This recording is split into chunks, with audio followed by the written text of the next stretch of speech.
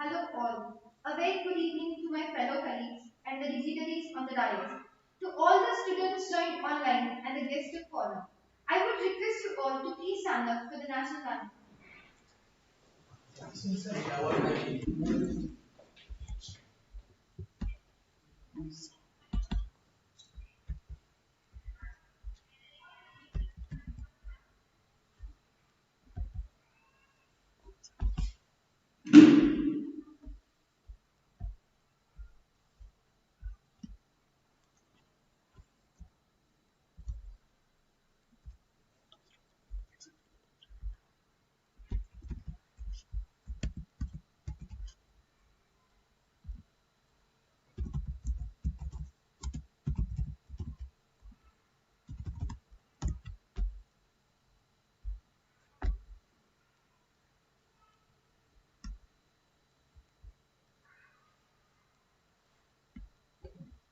गणमन अधिनायक जय हे भारत भाग्य विधाता पंजाब सिंध गुजरात मराठा द्राविड उत्कल बंगा विंध्य हिमाचल यमुना गंगा उच्चल जलधि तरंगा तव शुभ नामे जागे तव शुभ आशीष मागे गाहे तव जय गाथा जन गण मंगलदायक जय हे भारत भाग्य विधाता जय हे जय हे जय हे जय जय जय जय हे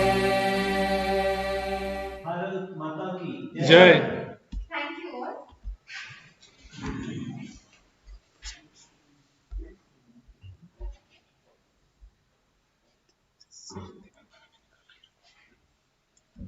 या देवी सर्वभूतेषु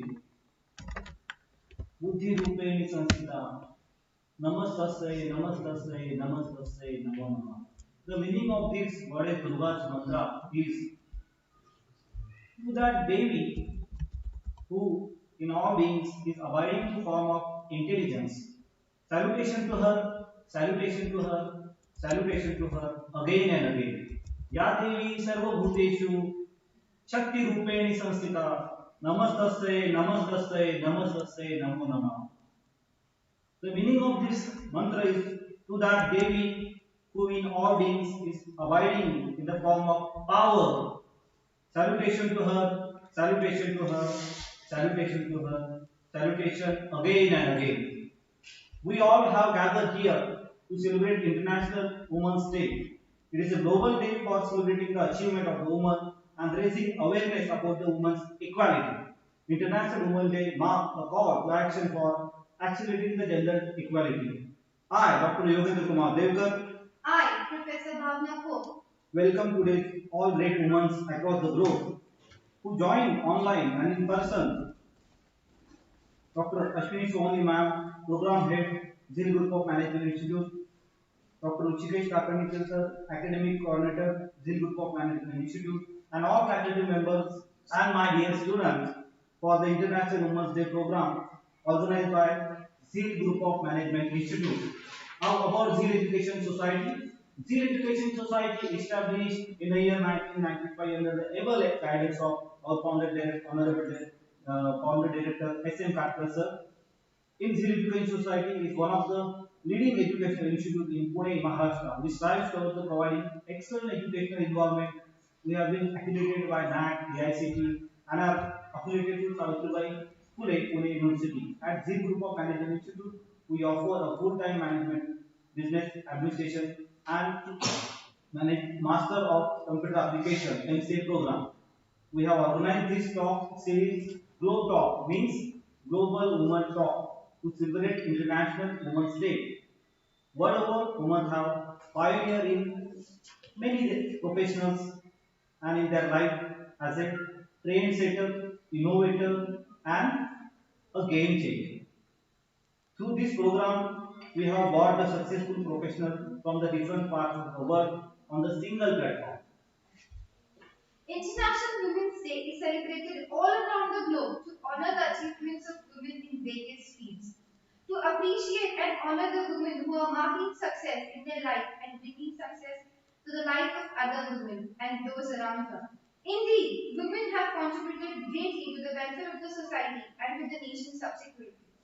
It feels nice to have a day to celebrate the passion, strength, and determination of women. So, on this International Women's Day, let's recognize the importance of women in our life and to the society and motivate them to get further future achievements. A ray of light is a ray of hope. Let's all leave the darkness and step towards the bright path of Vasudhaiva Kutumbam. Yes, world is like a global village. Now, we will be our traditional auspicious flag planting ceremony and Saraswati Vandana as a tribute to Mother Saraswati, the goddess of knowledge. I request all dignitaries to kindly light the lamp and inaugurate today's event. I request ZIMCA Director Dr. Rajesh Kashyap sir, please come forward. I request Dr. Sachin Chauhan sir to please come forward and join the lamp lighting ceremony. And all women in the auditorium hall, please come.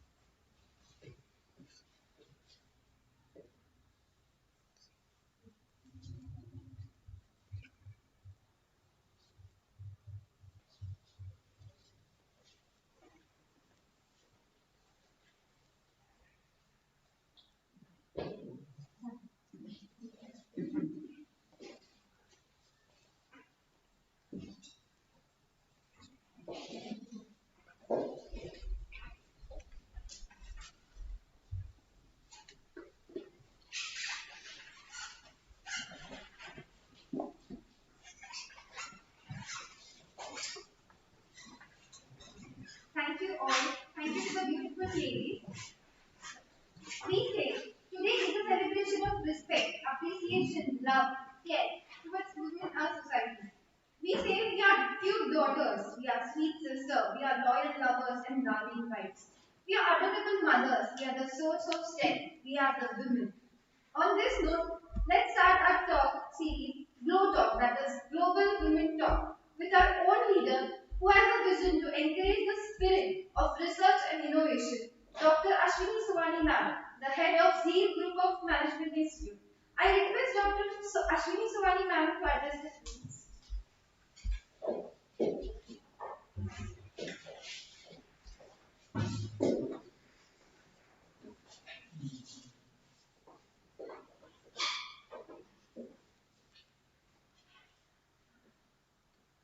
Dignitaries on the dais, great women from different countries who have joined for this particular session, my dear colleagues, faculty members, and young students who have joined this program today. A very good afternoon, evening, and so on.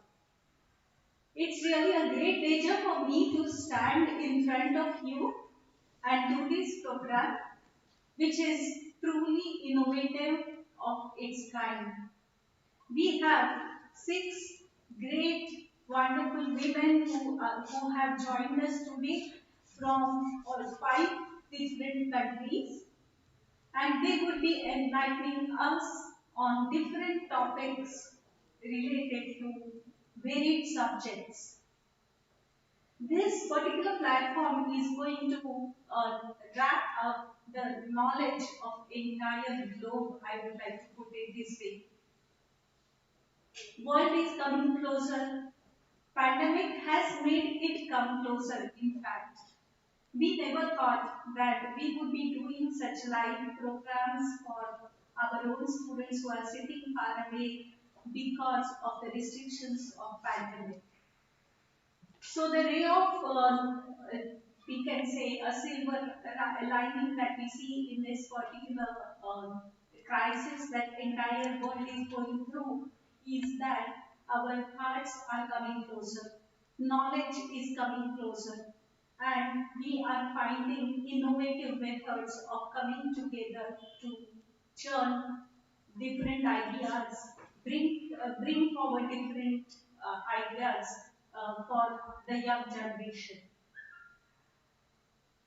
When we thought about this event, we of course thought of women, and we thought of all those successful women in their own fields or their own walks of life.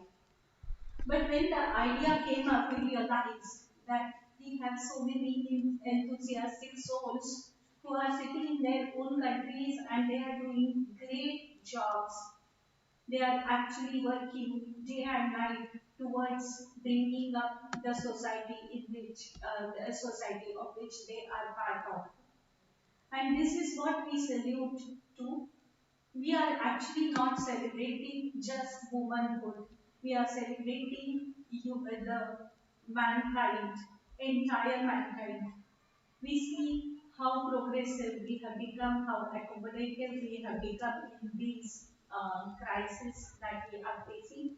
But at the same time, we are also trying to come together to exchange information and exchange knowledge. That is what we look forward to this evening. And I'm sure all of us are going to benefit greatly because of the knowledgeable women that we have here today. At Zeal Education Society, we strive hard to see to it that each and every student gets exactly what he deserves, or rather, gets exactly what he should. And that is our concern that always keeps us on toes. So now we are finding innovative ways to give the realistic experience of classroom to our students. So it could be virtual industrial tours that we have been having, or it could be virtual library that we are discussing, or maybe it could be virtual contests that we are doing. But feather in our cap is going to be today that we are streaming on YouTube and which is being actually contributed by six wonderful women from Georgia, Turkey, Greece, Oman, and Japan. And these are great countries in which definitely they have done marvelous jobs, and that is what they are going to look forward to in front of us. So look forward to this wonderful evening. Thank you.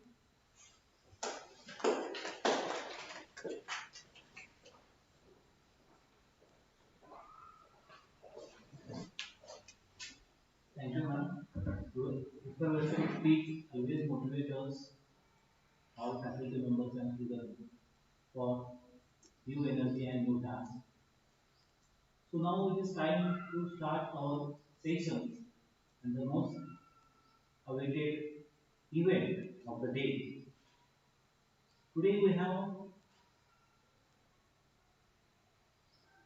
a person, a lady. She worked for world peace. She worked for youth, children. She is Kamar Roshmini. She is an English teacher and international project manager from ZIMCA, a facilitator at International Education and Resource Network, peace educator at AWPM South Korean Education Branch. She led a youth peace camp in Seoul in year 2019 and attained the Peace Grand Summit with the collaboration of UNESCO. She is ambassador in France as a guest speaker. Kamal Madam is a fellow and country director of Global Peace Institute, and she is a judge at Diamond Challenges. She is also educational advisor at Sangakaya Foundation. Kamal Madam has been organizing various youth programs in USA, Virginia, Sweden, Stockholm. So I request Kamal Madam, please start the speech. We are desperately waiting for that.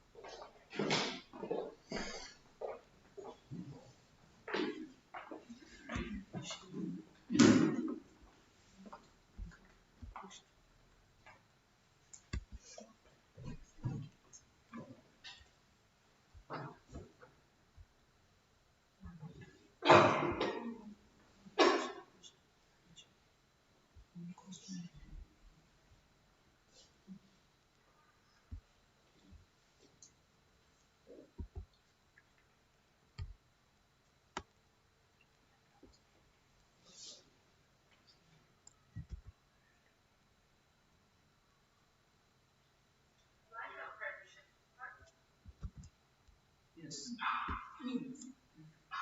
Unmute. Yes, ma'am. You can start.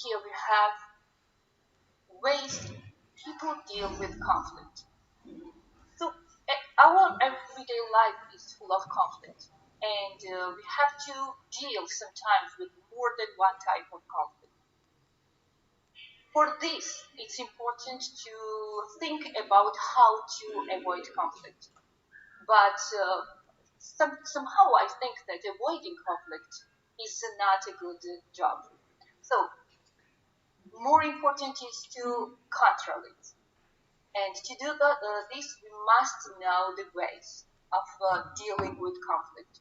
So the first one here is avoidance.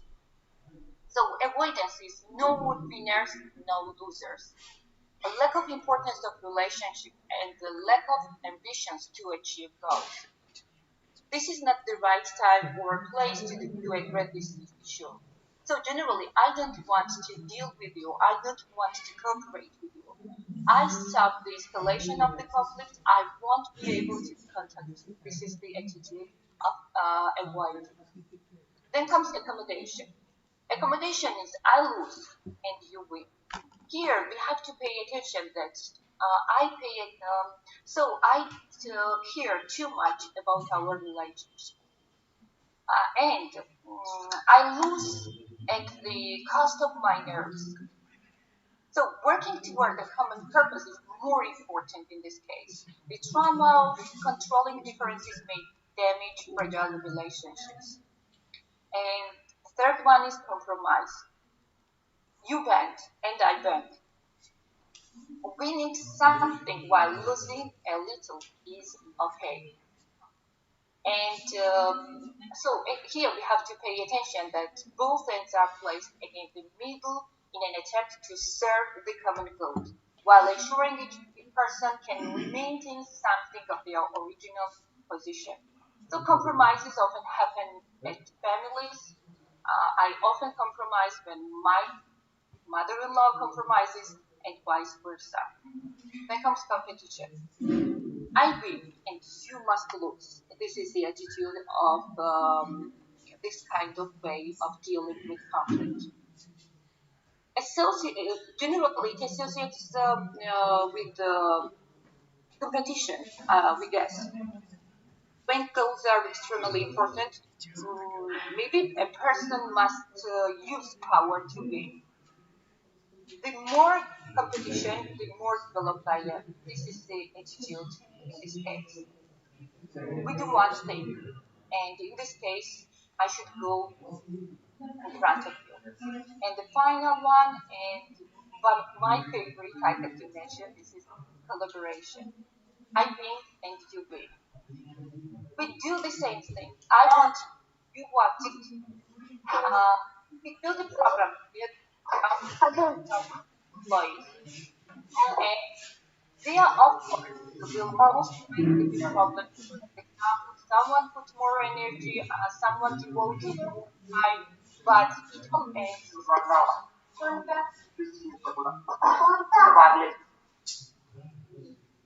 finally winning.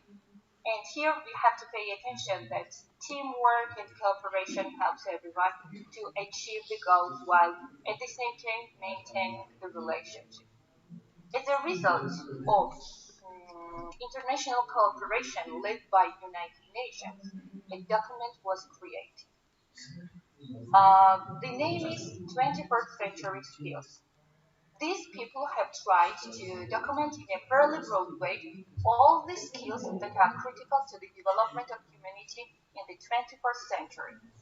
At the same time, these are the skills that can bring you and me success. By the way, I recommend all students to Google it. Wikipedia offers it, and there are 12 skills as you see, and we have to pay attention that sequences play a big role. So we see that the first skill is critical thinking. So generally, what is the definition of critical thinking? Critical thinking is the ability to think clearly and rationally about what to do or what to believe.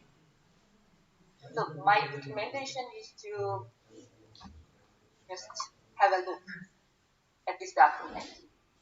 So the question is, how does critical thinking help in resolving conflict more effectively? So conflicts are inevitable, we do understand. And generally, we must, and at the same time, the truth is that conflicts, if managed well, are an opportunity to understand better, to get to the root causes, improve, and learn a lot. So, critical thinking allows you to look at conflict objectively. In any conflict resolution process, one has to step back and away from the conflict. When you exercise critical thinking by looking at facts, recognizing assumptions, evaluating alternative viewpoints, you are looking at the conflict as an outsider from a different vantage point. It's said that when you are part of the problem, you can never be part of the solution. Critical thinking focuses on problem, not on people. In complex situations, emotionally driven people often tend to point out mistakes. Critical thinking allows a leader to separate the problem from the people. Of course, critical thinking means better evaluation of arguments. In a conflicting situation, there are a lot of arguments where personal viewpoints and beliefs will be shared by everyone involved. Objective evaluation of these arguments against the overall goal of resolution improves the chances of favorable resolutions.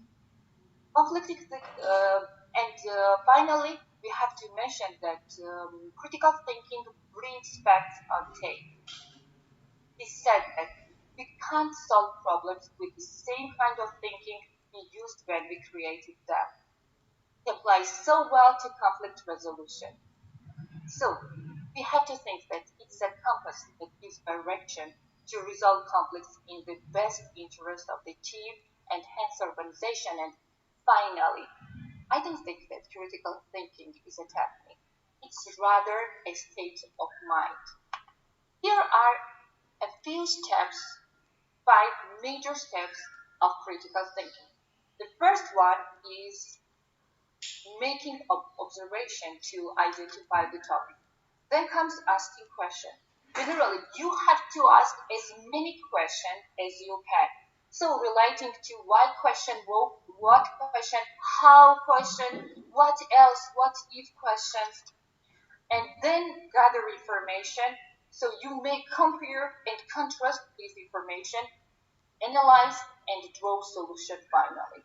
So I have Googled and I have found out that a person makes about 35,000 decisions a day. It is not crucial to use critical thinking while making all kinds of decisions, but we have to pay attention. So, since it is called slow thinking, critical thinking is called again is slow thinking, but we need that. And so, someone with critical thinking skills can be trusted to make decisions independently and will not need constant handling. Thus, there are 5 major skills that a person should have in order to succeed. This is the first one is the skill of observation, the ability to notice and predict opportunity, then communalizing to gather information, understand, interpret the data and the other information. Then comes drawing conclusion, the skill of communication, and finally, problem solving skill that is too critical. And now I want to finalize my speech today. Just what I want to pay attention is the case that we should use empathy to see and understand everyone's point of views.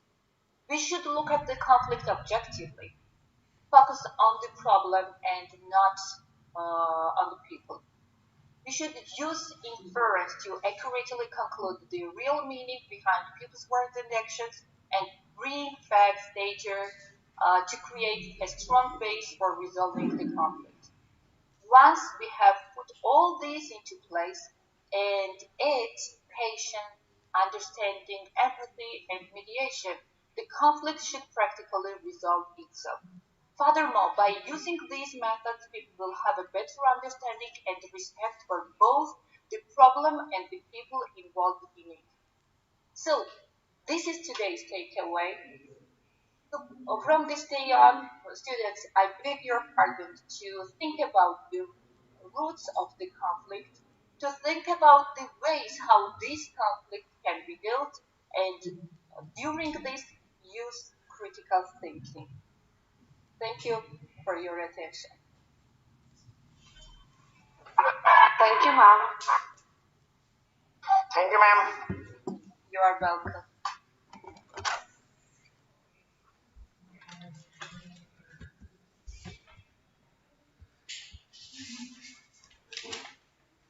Thank you, Tamanna. Thank you, Tamanna, for your valuable words. I'm sure our students are inspired by your speech as much as we are. Thank you for joining us again. Next, we have Miss Toshiko Tsuchiya from Japan. Coming from an art background, ma'am has a rich and diverse experience in the field of sales and program management for 10 years in German automotive industry. She is the sales function of account manager of one of the Japanese leading automobile companies, Suzuki.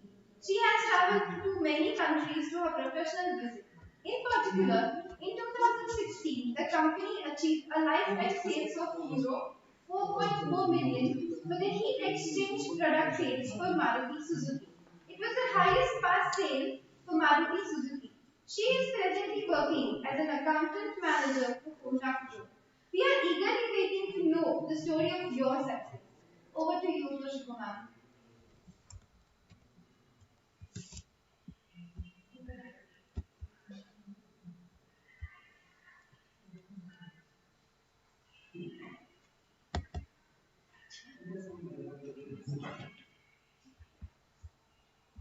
Hello, ma'am. You can start. Please congratulate and say.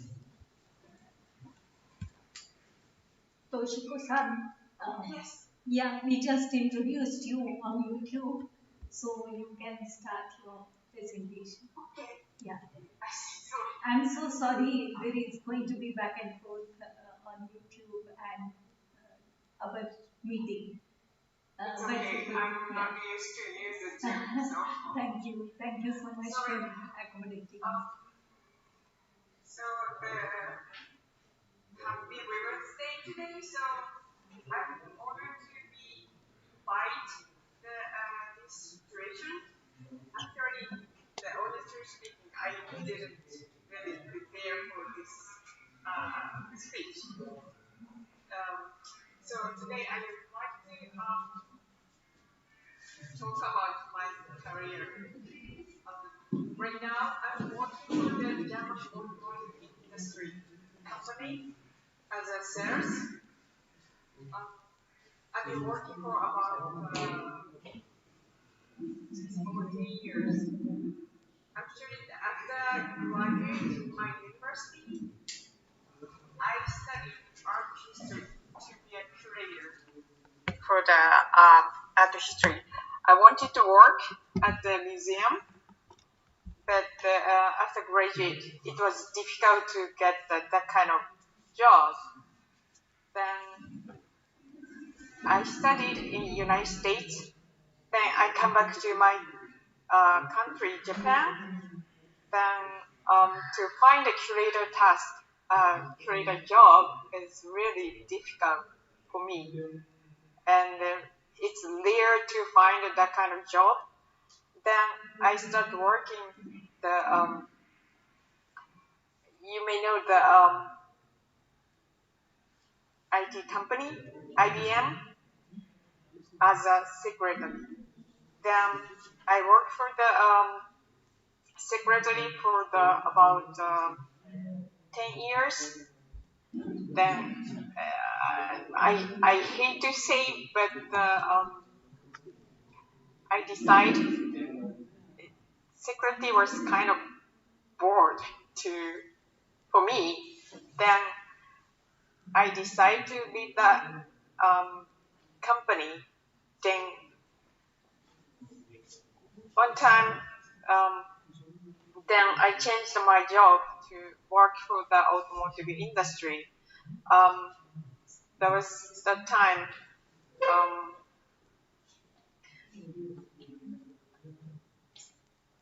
German company just established Japanese office. Then to find an administrator. for the new company. Then I start working the company. Then I work for the as an administrator about 2 years. Then my my boss asked me to transfer to the head of the company. Then I transferred to the job. Then I start working as the project management for 5 years.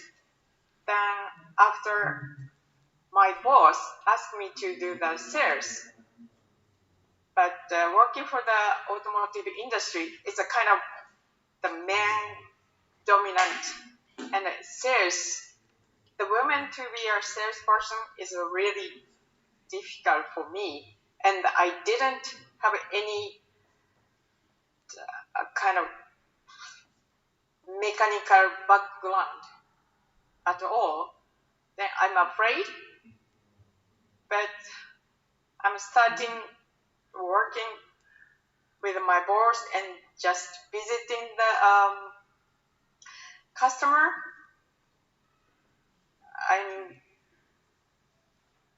I'm really exciting because of when I sell my products, my company's products, then few years later, like I can see the car in the town. Then when I see the car, I feel like at least I can something related to produce the car. Then I was kind of happy to work with. Then actually I was not really interested in automotive company, but it makes more getting exciting. Then time goes on.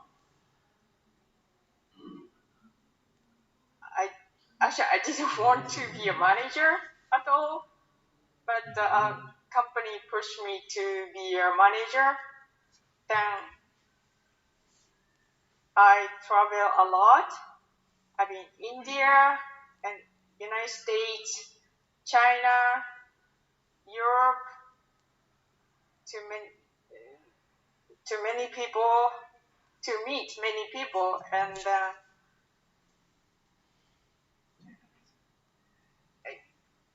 of course that makes me more motivate work my colleague, and also more how to say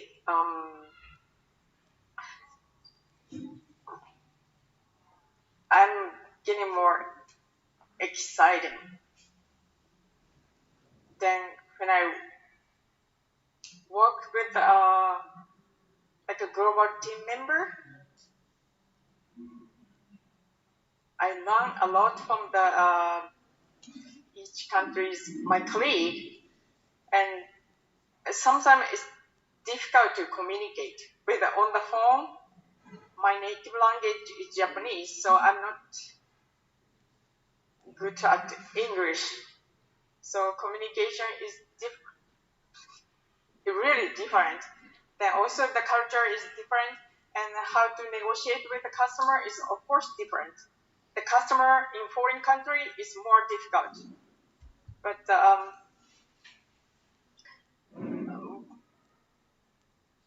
when I achieve my target, I'm getting have a confidence to be I'm getting have a confidence to be a salesperson for my company. So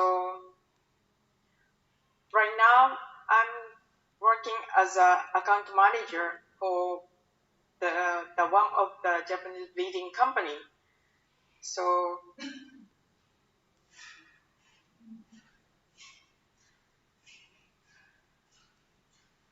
I'm really feel to how to say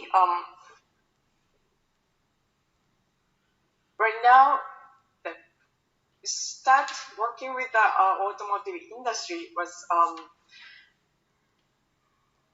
I didn't have any confidence to work with the the men's world, but right now is I have a confidence to be a salesperson among the to be a automotive industry right now. So um so what do I say is just my key message is whatever you have the confidence and the motivation that makes you the success. So of course if you study like a special um, background for like automotive, but still if you have a motivation you can be a success. That's what I want to say today. So thank you for listening. And sorry for my I'm not good at speaking English. So thank you very much. Thank you, ma'am. Thank you so much, ma'am. Thank you, ma'am. Thank you, ma'am. Thank you, ma'am. Not problem to how to speak.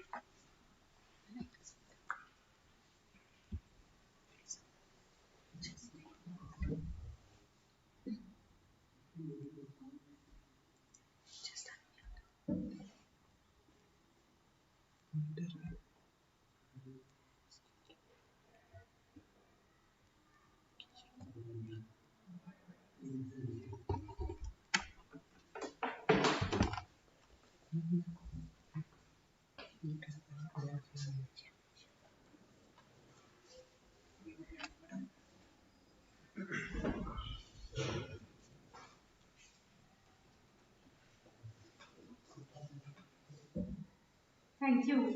Thank you so much. May I request you all to please switch over to YouTube just for 1 minute so that we can introduce the next speaker. Thank you.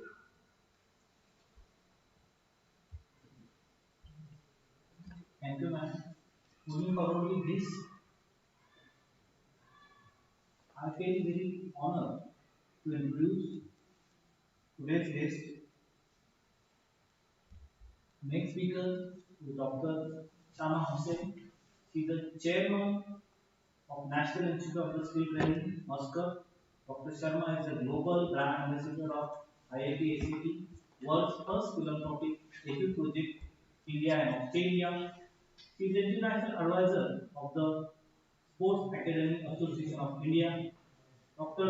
Sharma also brand ambassador of the Wednesday Time from Middle East. She is a global educational leader, forum coordinator of Middle East. Dr. Sharma is the international brand ambassador and educational advisor from Winners and Creators Organization.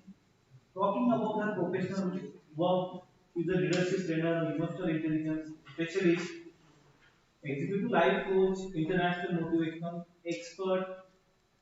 About her milestone award, she got 1000 Influential Women of India 2020 Award, International Achievers Award, Young Leader of the Year 2020. She also received Dr. APJ Kalam International Educator Honor Award 2020. Received gold medal from Andhra Pradesh Chief Minister Chandrababu Naidu. She also received IDAE, that is International Business and Academic Excellency Award of the Academic Professionals. She also received Asia Pride 2021 International Award. She also received Accelerated Speaker Award by Indian Speaker and Coaches Forum. She also received LinkedIn Powerful Profile 2020 Award. Along with that, she also received Great Woman of India awardee, but India Observer Post and Corporate Tycoon, and many more awards she got. She is a participant and the speaker in N numbers of national international programs, media events, political organization program. So I am very happy to introduce today's guest, Dr. Shama Hussain. I request her please start her speech. Over to you, Dr. Shama, ma'am.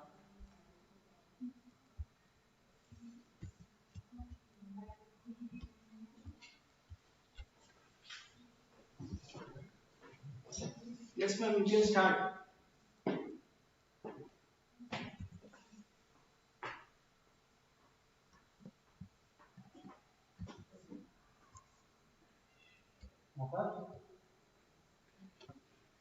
Ma'am, please unmute yourself and then start. Right, right.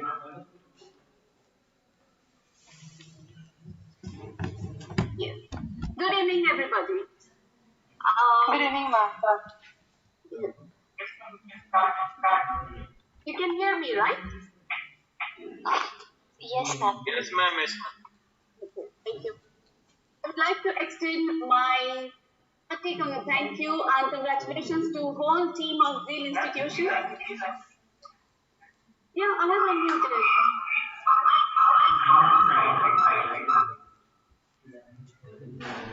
Whole team of Zeal Institute for this wonderful celebration of International Ma'am, your voice is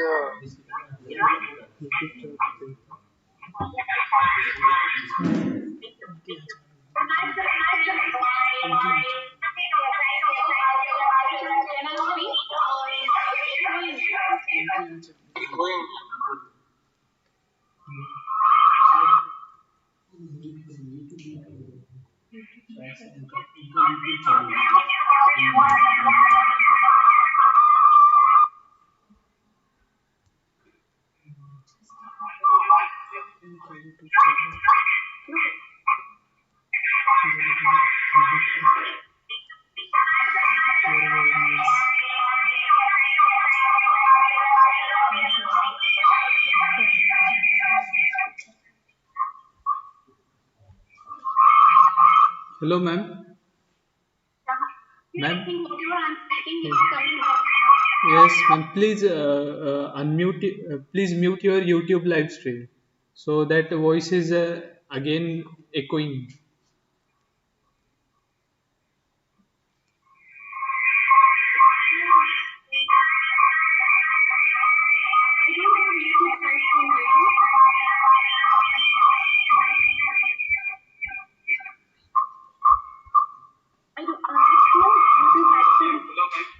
YouTube live stream is ma'am, I think you can join this meeting. Ma'am, YouTube live stream. okay, Dr. Shama, is YouTube also open in another window? In some different window, have you opened YouTube? Will you please check that?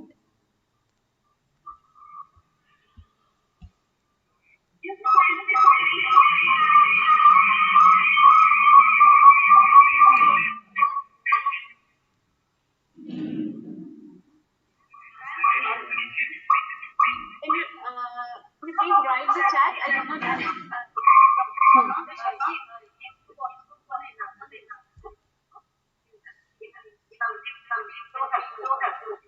No, it's not open. Okay, okay. Let's figure it out.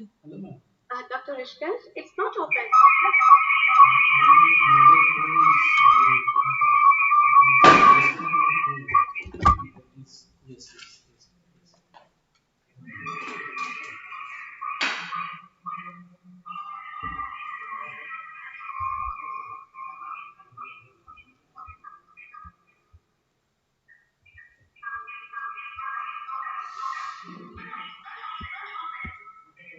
Just disconnect to connect connection.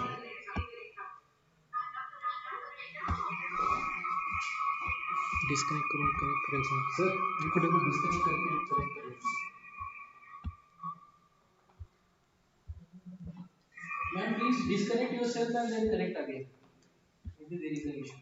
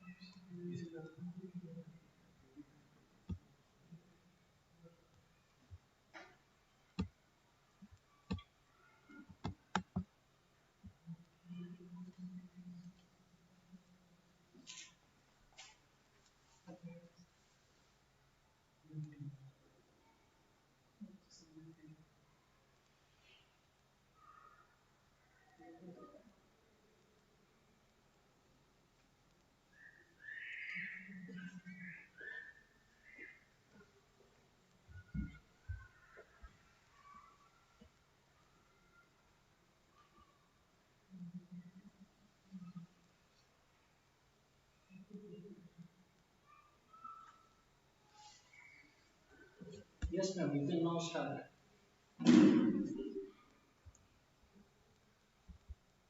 then. Can you hear me now? Yes, ma'am, yes, it is clear. I'm audible. Thank you so much and sorry for all the inconvenience. No, ma'am. Good evening, everybody. Myself, Dr. Shamao Singh. Myself, Dr. Shamao Singh from Oman. So today we are celebrating International Women's Day. Ma'am, please turn on your video. Sorry. So today we are celebrating International Women's Day, a mark of respect to whole world, to whole women all over the world. It's an empowerment day for each and everyone. On this occasion, I want to ask each and everyone a question here. I really want to change the notion that each and everyone wants to keep in their mind. My question is, according to you, who is intelligent, Obama or Osama? Obama or Osama? Who is the most intelligent person? Obama. Obama. Why not Osama? Even he is also intelligent, right? He has done so many things. He has used so many scientific this, that. He has done a lot. But still, I know whole world will say Obama, right? Why? Because we know who is Obama. We know who is Osama also. You do right too, ma'am. Yes. Here, we people think who is intelligent, 99% marks, 100% marks. He is the most intelligent person. It's not that. Now, post-pandemic, the post-pandemic world, the notion of intelligence has changed to a lot. CEOs of the companies are hired by IQ but fired because of lack of EQ, emotional intelligence. Obama is compassionate. He has a gratitude. He was having so many feelings. Like, for example, in your home, you have a housemate. Both the housemates are very good in working. Both are experts in doing their household work. But one of the housemates, she finds some money in your home, and what she will do, she will take out that money and she will not even let you know. But other housemate, same other second one, she will see the money and she will feel this is not my money. She will come to you and she will give it back to you. So you will call whom as intelligent. Both are experts. But still, you will like the person who has emotional intelligence in addition to intelligence. In addition to intelligence, you need emotional intelligence to rule the world, to empower the world to have a beautiful world. That's what you will. Most of the parents nowadays are running behind the mark. The institutions, in addition to the studies, they have to inculcate these ethics, values, gratitude, confidence, attitude, building of attitude, communication, collaboration. These are the things that will empower you, especially in this post-pandemic world. In this post-pandemic world, you want to be successful? IQ plus EQ equal to success. So my dear students, my sincere advice to each and everyone, you want to become successful in life, don't just depend on IQ, because people will like those who are embedded with emotional intelligence as well as IQ. That is the most important thing. I want to show you here, I'm going to share my screen, and I want to show each and everyone a small thing here. Are you able to see the screen? Yes, ma'am. Okay. Yes, ma'am. Yes. Can you look at this first painting? Can you look at this second painting? Can you look at Yes, this? ma'am. Yeah. Third painting and fourth painting. I'm showing you 4 paintings here. Painting number 1, painting number 2, painting number 3, painting number 4. 4 paintings. Can you select the one which is the most beautiful? Can you select the one which is most beautiful? All are beautiful, ma'am. All are beautiful. But you have to choose anyone right now.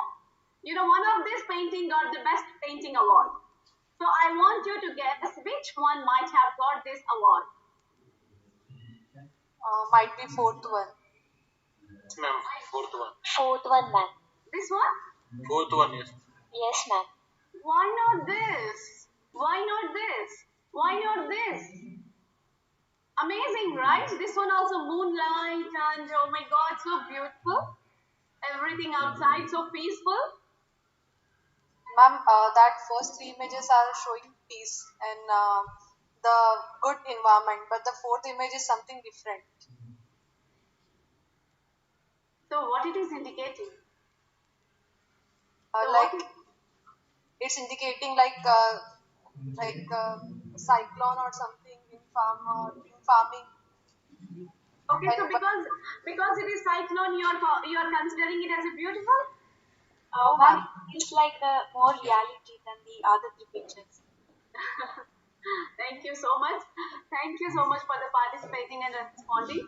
I just want to bring out the fact here of empowerment to each and everyone, especially my dear students.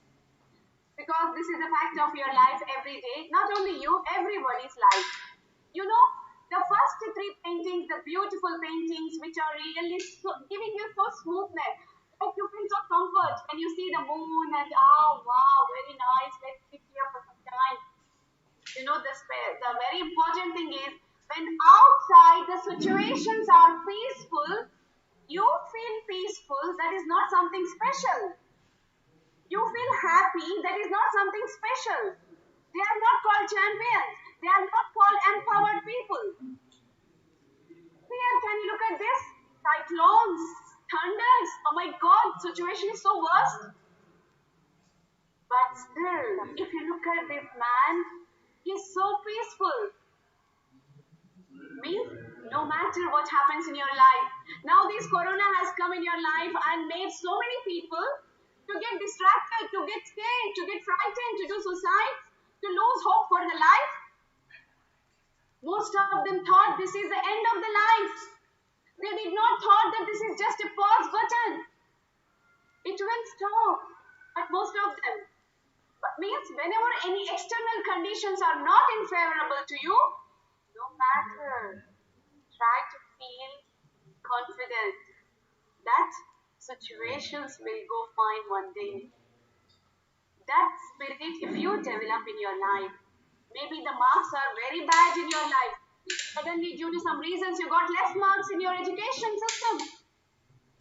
So that is not the end of your life, my dear students. That's not the end of your life. Education is just part of your life, not a complete life. It is bringing excellence in your life, not complete life. So don't, and most of them, they get withdraw and they do suicides, all these things. So when external conditions are hard, maintain peace in your life. Still, if you are maintaining peace, you are a champion. That's the reason this painting is considered as the best, because it is teaching you the value of your life. It is teaching you how to be empowered in your life. I want each and every student to think about this, to understand about this. Because you're all students who are going to be great leaders in your life now. You're stepping into the success. You're stepping into the next generation. So you need to post-pandemic world, you need to change your mindset completely now. Another very, very important thing, that as a successful person, you want to be successful in your life, you want to empower yourself in your life. The 7 habits, successful habit, one of the best one is being proactive. How many of you proudly claim, raise your hand, that I am proactive? How many of you proudly will claim this? I will not claim. You know, Miss Tanvi? Yes, Miss Tanvi. Yes, ma'am. No, somebody has raised hand. That's the reason I just turned them. Okay, so I don't claim, because we human beings, we tend to get angry. We see something happen and we blame it. Because of you this happened, because of you. We, as soon as every minute we get angry for every small thing. But you know, great leaders, they develop this habit of proactiveness. So just let me give you fastly as a small example. There was a small boy. He came to have an ice cream on Sunday. He just comes to a waiter and he asks, how much is Sunday ice cream? And she replies, it is 100 rupees. And then the boy pulls out his hand inside the pocket and finds something. And then he asks, how much is normal plain ice cream? And the waiter, she says, 75 rupees.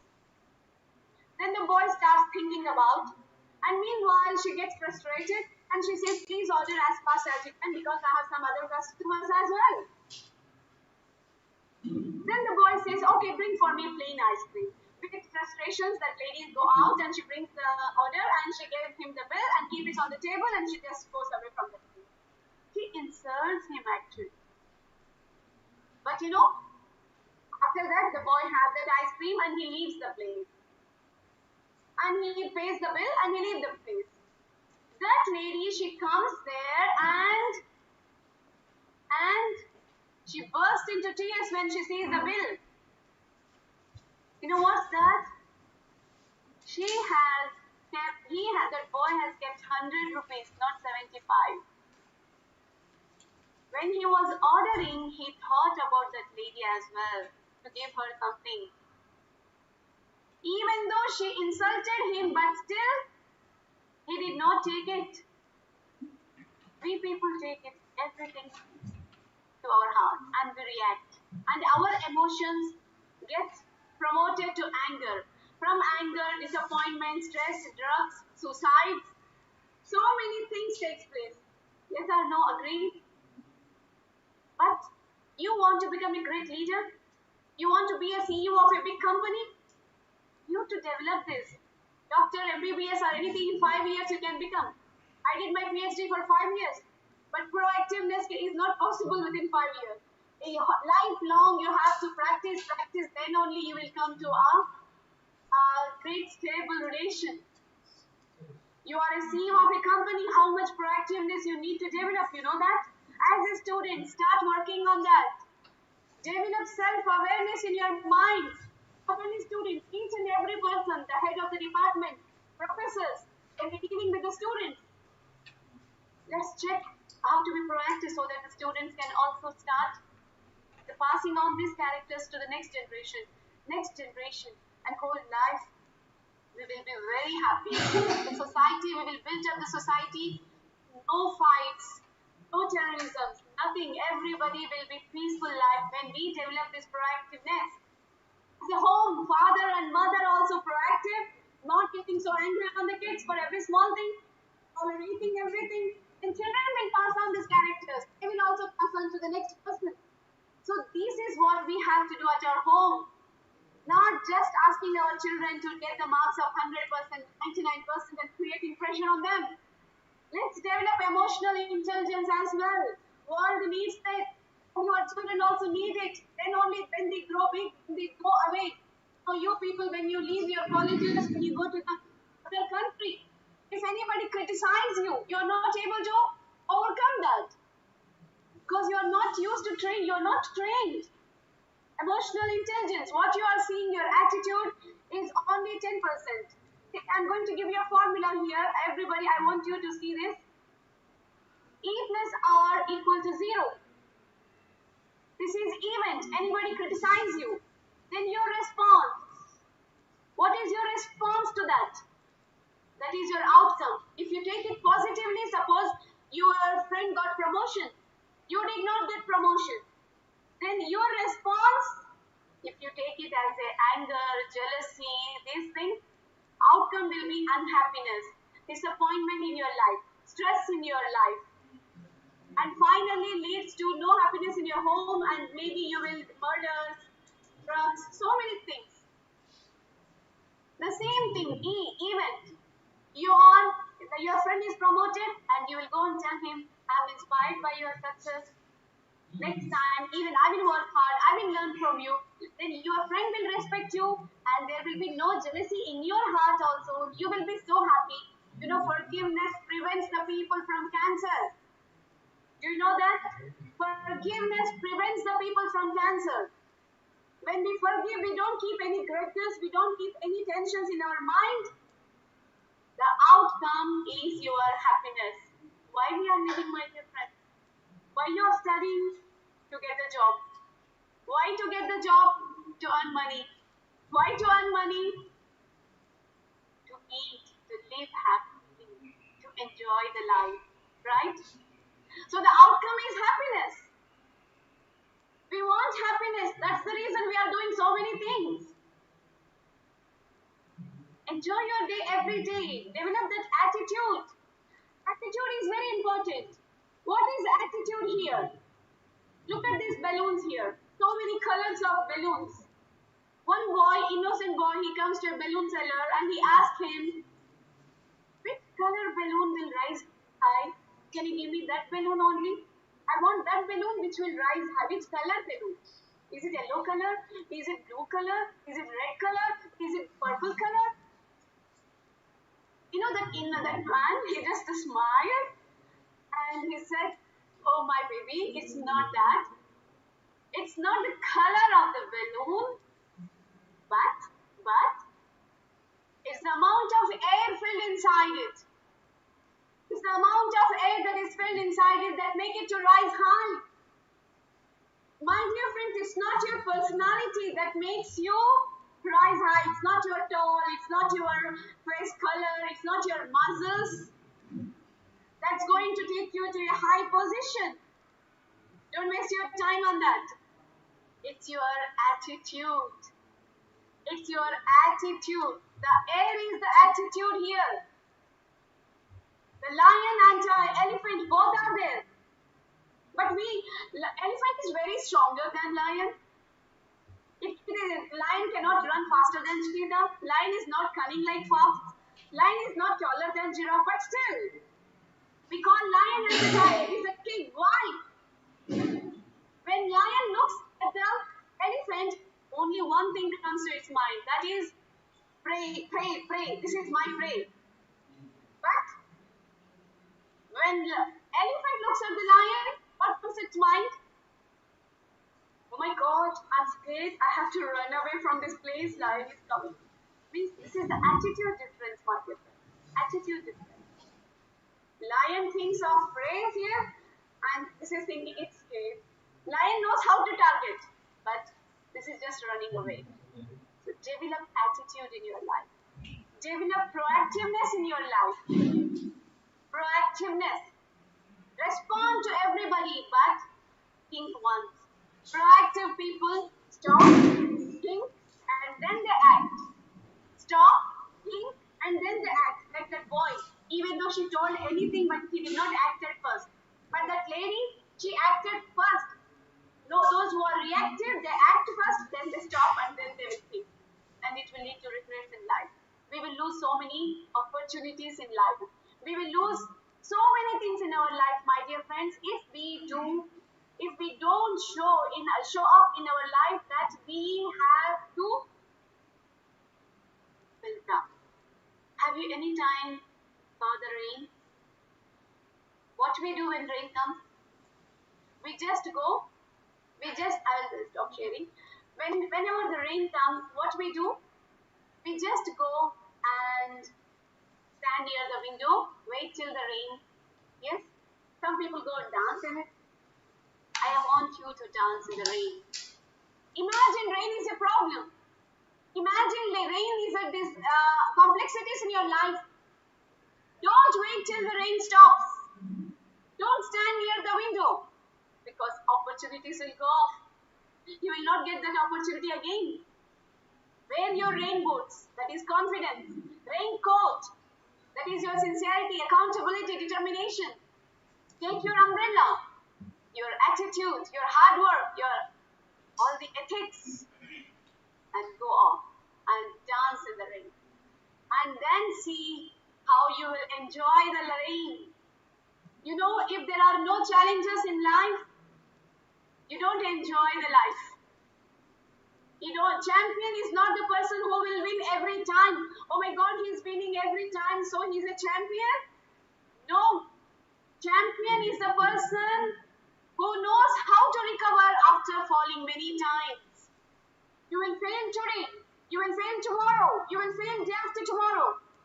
But still, one day you will reign because it's an experience you got. You have learned a lot. That's what you have to understand from the failures. As a student, don't think I have lost. Nothing is lost. You're alive. That is the most precious gift. Your smile on your face, that is the more precious than your exams.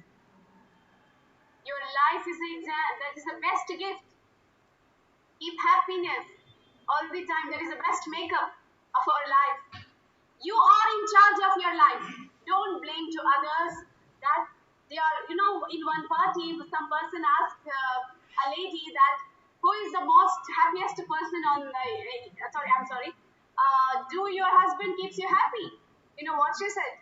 No, he doesn't make me happy. He doesn't do anything to make me happy. He's not responsible for my happiness. His husband was so shocked. She said, yes, my husband is a gem of the person.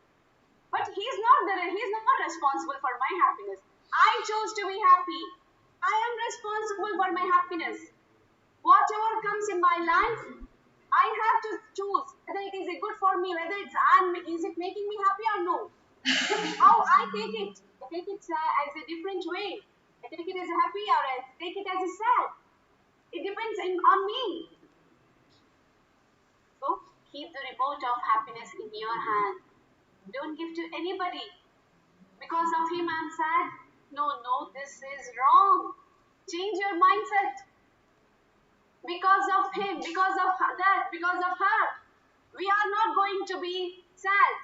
It is you are the door who is allowing what has to come in your mind, not others. So this is what I request each and everyone that hold your happiness in your hand. Success depends on its second letter, and that is you. You are responsible for your success. Don't read the stories of success. You create that journey of success. Your life story should show to others how successful means. What is the meaning of success? How can you come up in the life? There are lots of bumpy roads, my dear friends. lots of bumpy roads in your life, but your attitude, your way of taking the things is going to matter. He is going to do everything. Don't look at the glass as half empty. If it is half empty glass, don't look at it as a half empty. Look it as half full. Change your mindset from fixed mindset to growth mindset. These are all the things that will empower us. Empower us. ना रुकना है, ना झुकना है, ना टूटना है, बस चलते ही जाना है. ना रुकना है, ना झुकना है, ना टूटना है, बस चलते ही जाना. So with this thought, and as a mark of respect, yatra naryastu pujyante ramante tatra devataha, I would like to conclude a great respect to all the wonderful women in this world and to the management of Zeal Institutes for providing me this opportunity of empowering and trying my best to empower all the students over here and each and every one. Thank you so much and keep smiling. And if you see anybody not smiling, give them your smile. Thank you so much. Thanks a lot. Thank you, ma'am.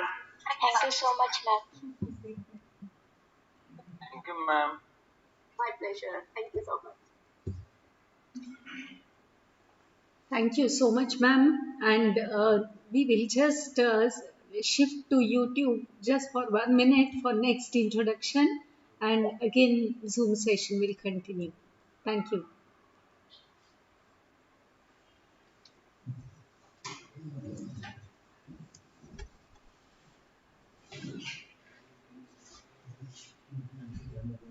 Thank you, Shama ma'am, for such an inspiring and motivational speech.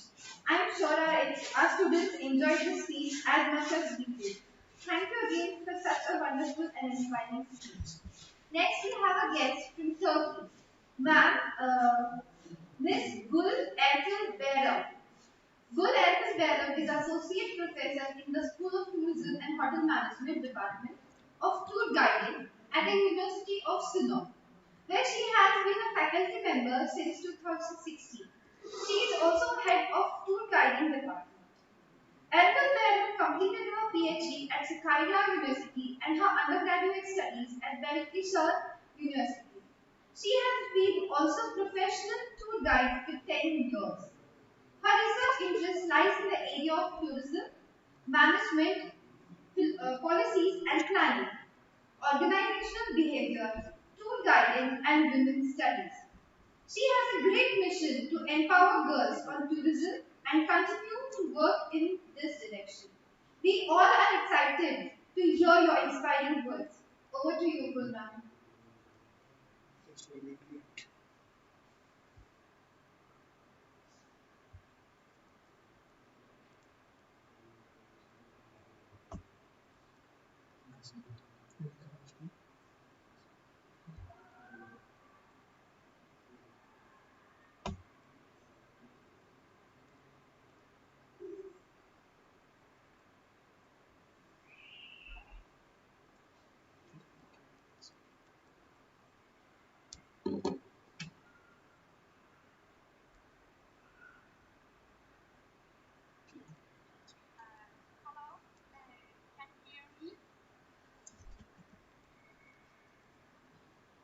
Yes, ma'am.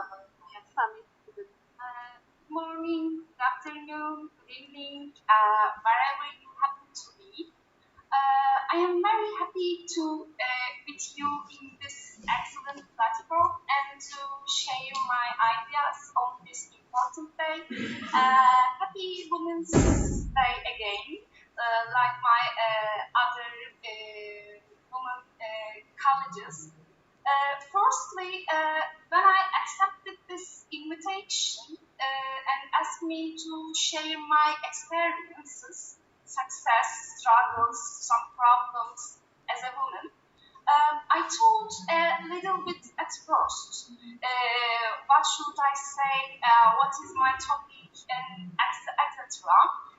I tried to make an extensive, large assessment of how can I do it? What can I tell you? And maybe I can tell you general situation of women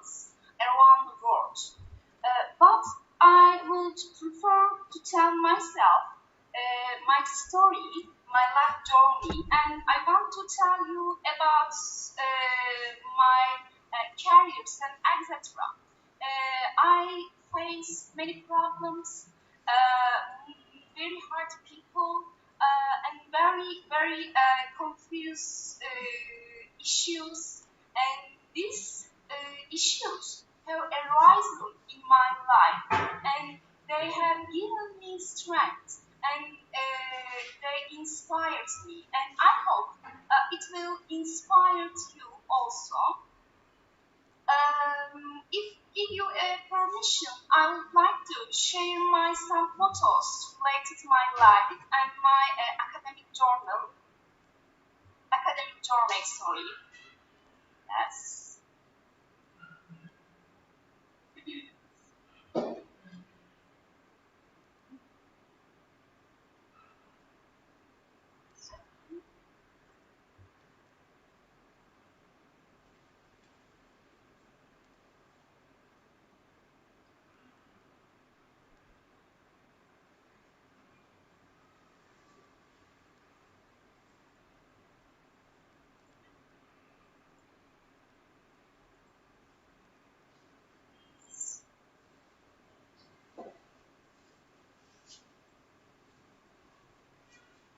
Um, these are my students, these are my girls, and these are my story. First of all, I want to introduce myself briefly. I was born in a very small town in 1987. In my elementary school, I was a very overweight and not very cute girl, and I would chatter on top of it. When my friends were talking fast, I want to talk so much, but I wouldn't talk. That's why my friends used to make fun of me. Instead of talking, I would concentrate on books. And it was the first time I realized very painfully how important physical appearance is a girl. Going out after a certain hour in the evening in my hometown was not welcomed by the public. I finished my primary, secondary, and high school in such a city. In my university time, I went to a different and larger city, and I studied there in the field of tourism faculty and tour guiding department. During my 4 years of education, I did an internship, and apart from my time from school, I worked in a restaurant as a waiter or as a usher, and in the summer times, I worked in hotels and agencies in different positions. But I have never estimated my job and always thought I was gaining experience when doing my job. During my university years, terminals have always played an important role for me in the gender equality. There was only one bus when I want to go my hometown from the city which I was taking my university education, and this bus was always very early in the morning or at the midnight in my hometown, and I would get off at the terminal at midnight. And if you are a woman, this was a big challenge for me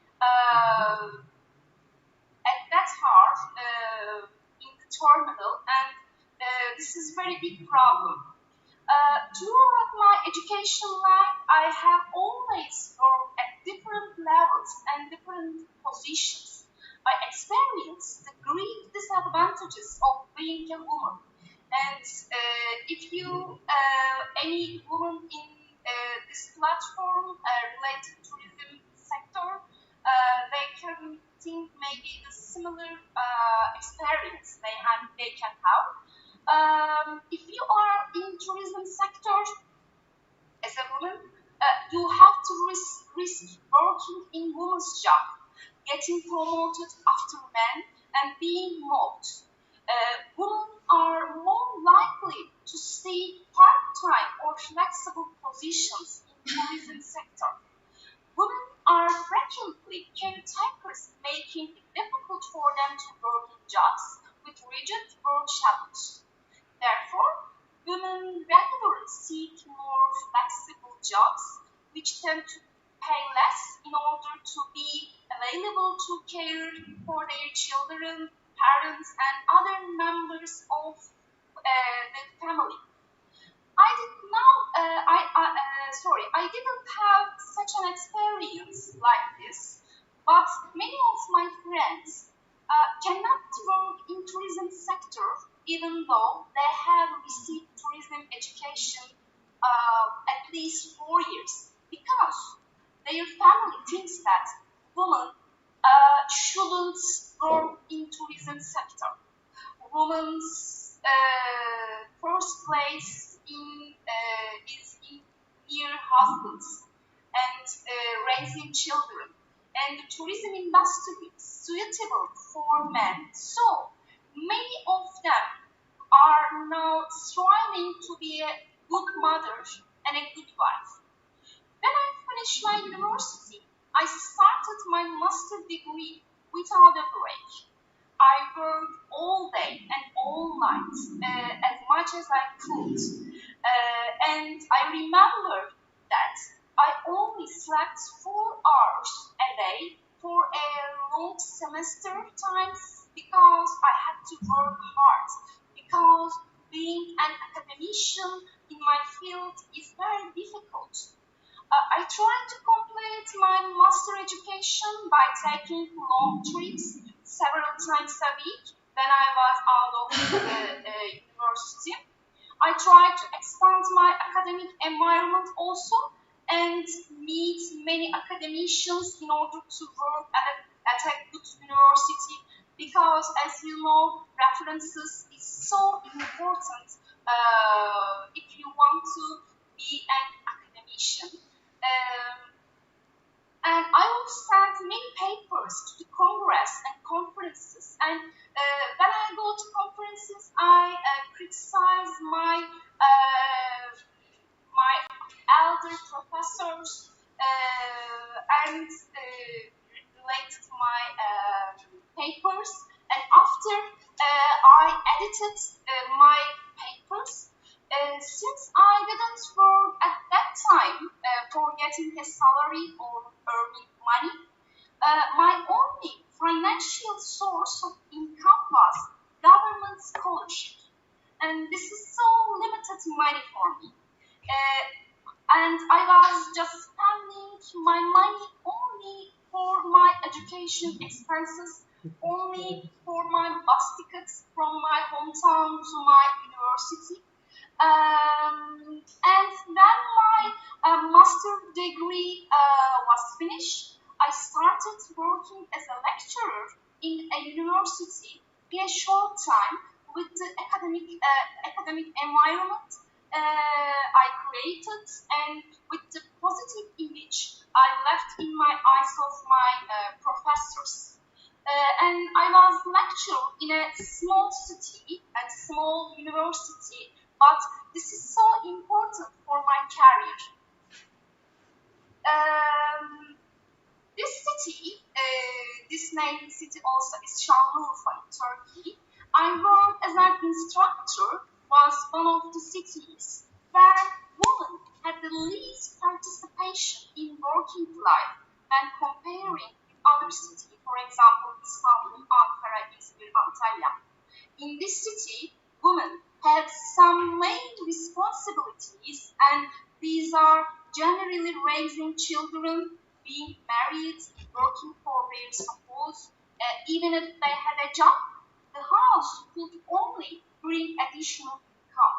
The number of women working in the tourism sector in this city was also very low. I would like to show a photo in this city. This is my students in this wonderful city, and I miss so much them. And I would like to tourism sector in this city was also very low. Some families, my students, especially my female students, didn't even know what tourism was. What is the context of tourism? For example, what is hotel, what is travel agencies, and etc. This was a big problem for me because I had studied tourism for 6 years and came to this city to transfer my education, my information, my experiences to my beloved students. During this time, I also started my PhD education without a break. When I was working as a lecturer, I was continuing my PhD education. However, I always in my mind to have my female students for working in tourism and for making a career. I sent an email to one of the Turkey's most important job search motors and entitled with CareerNet for this problem and asked them, how can you help us? My female students need your help. They also stated they could come to our school and give an education for broadening my students' minds. Then I sent my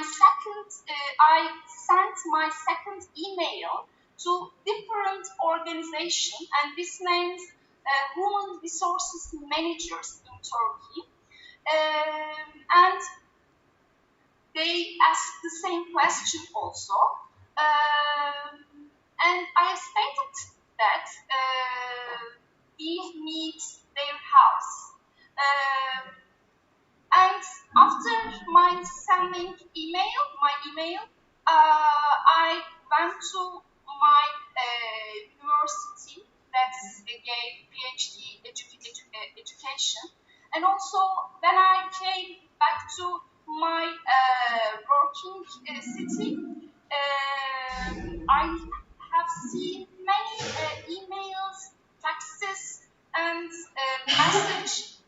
those messages from the hotels and human resources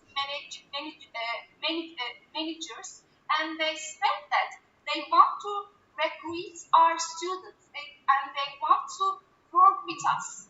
I had not only the students in my university, but also the students of the near universities in my school, and provided employment opportunities for most of my students that year.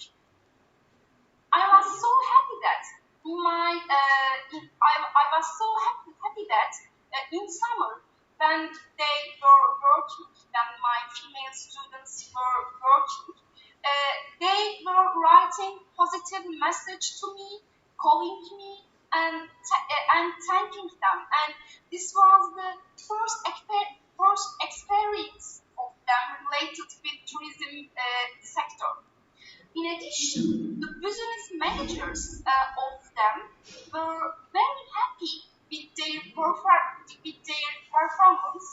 I should also point out that I personally convinced and told some families of my female students for their daughters to work, because being a daughter in some cities of Turkey is very challenging. So I should convince and I should talk with these families, and I did this.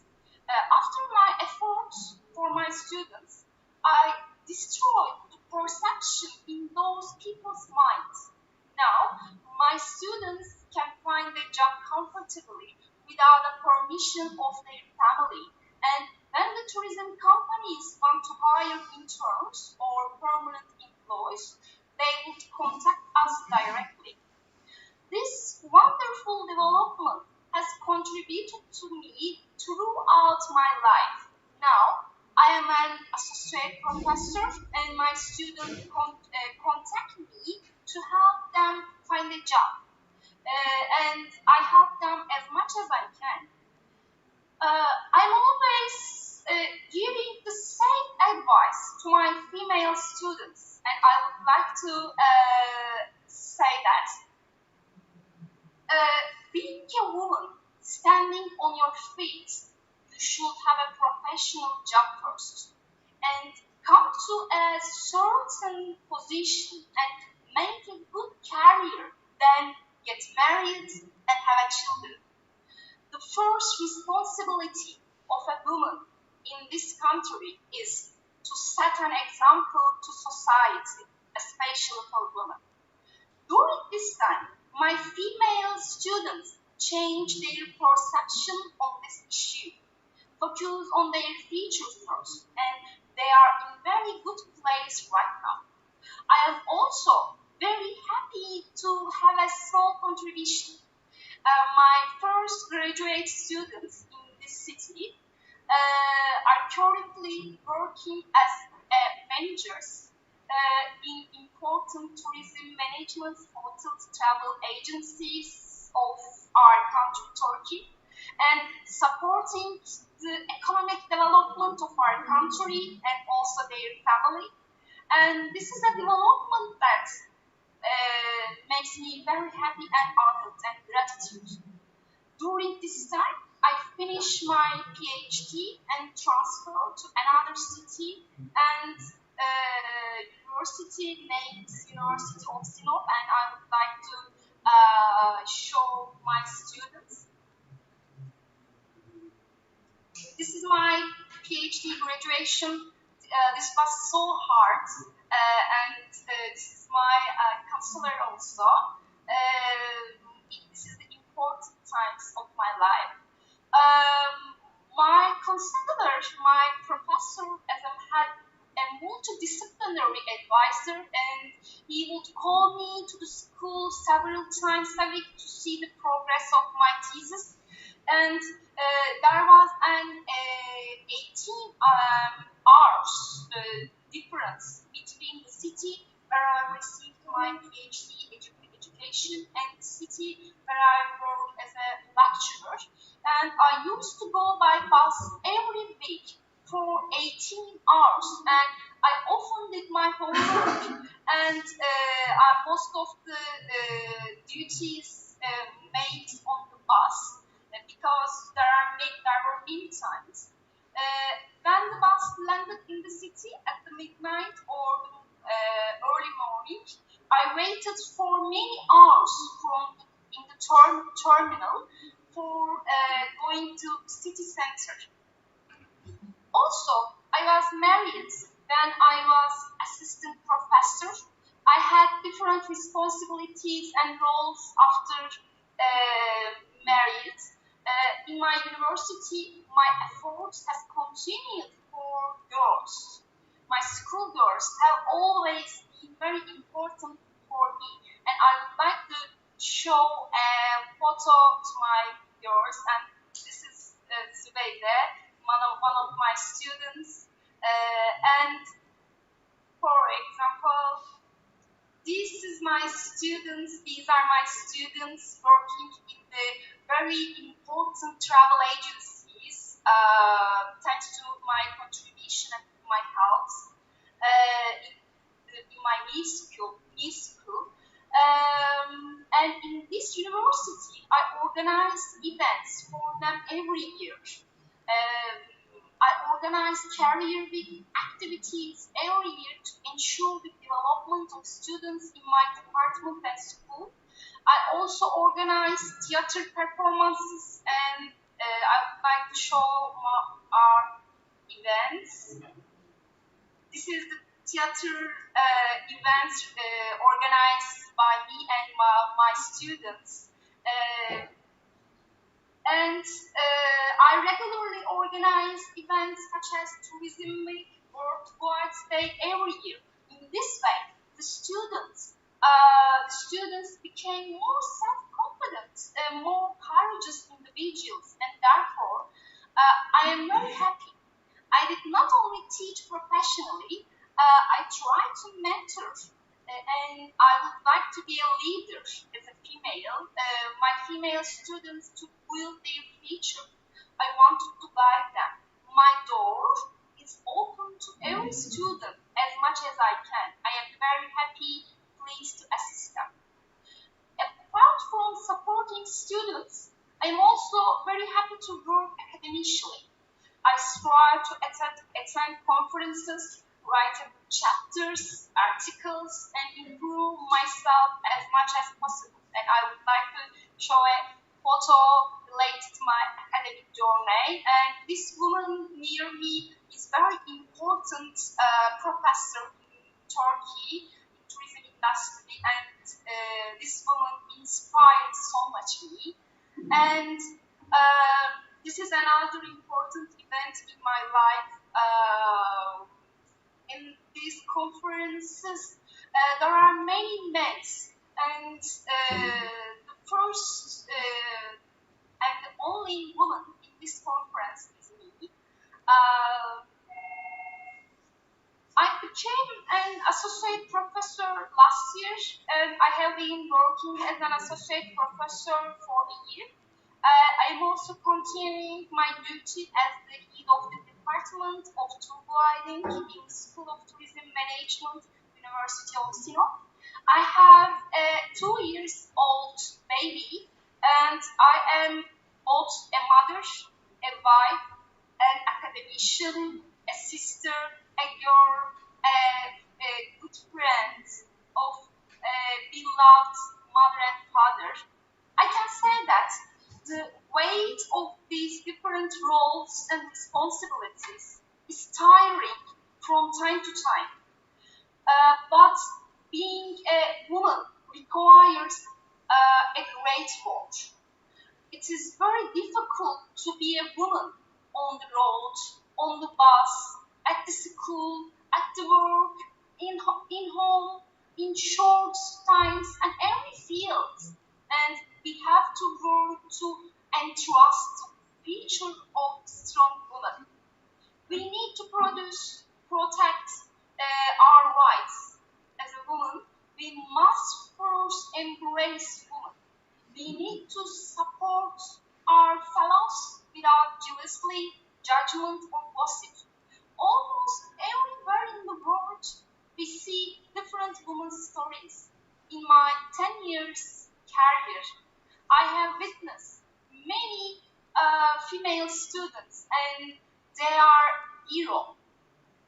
Maybe they could not save the country or win the war, but they proved to their families that they could work like a man and even be more successful than men by opposing the destiny that has existed for centuries.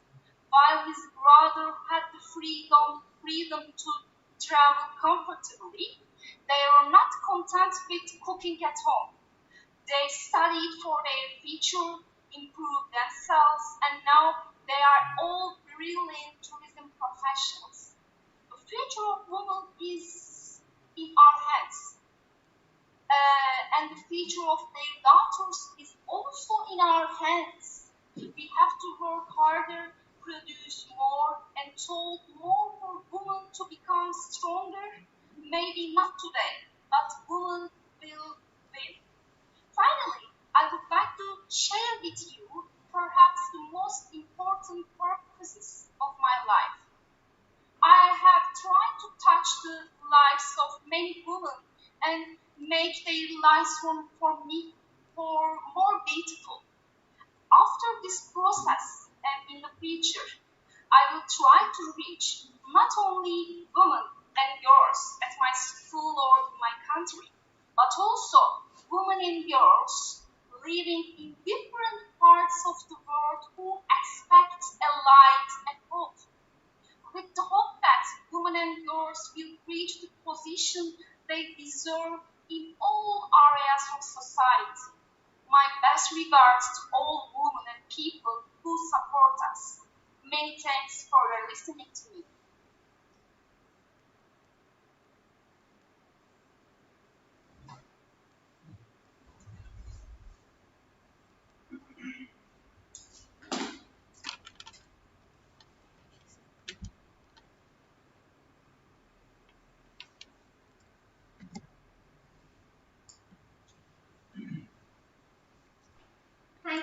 ma'am, for your beneficial words.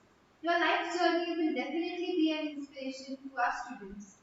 We hope our students will surely set an example to the society as you do. You're welcome. You're welcome back. Next, we have our guest from Greece, Rania Lampau ma'am. Rania Lampau ma'am is a global educator, a STEAM instructor, and an ICT teacher trainer in Greece. She has a postgraduate degree in M.Ed in language teaching related to cognitive neuroscience, and also she's a passionate researcher on cognitive psychology, cognitive neuroscience, and neuroeducation. Currently, she is a instructor at the Greek Astronomy and Space Company. She is also working at the Greek Ministry of Education at the Directorate of Educational Technology and Innovation, where she writes projects for Greek schools. She has been awarded with many national and international prizes. To be specific, 54, such as Global Teacher Award 2020, Prize Finalist 2019, Global Icon 2020, so on and so forth. She has also received two Humanitarian Awards and many Peace Awards for international humanitarian organizations. She is also the founder and international coordinator for five innovative international projects that focus on the United Nations Sustainable Development Goals described in 2030 Agenda. She is also an author of scientific books for kids. We all are eager to hear your story of success and the fact of inspiring you to lead ahead. Over to you, Rania ma'am.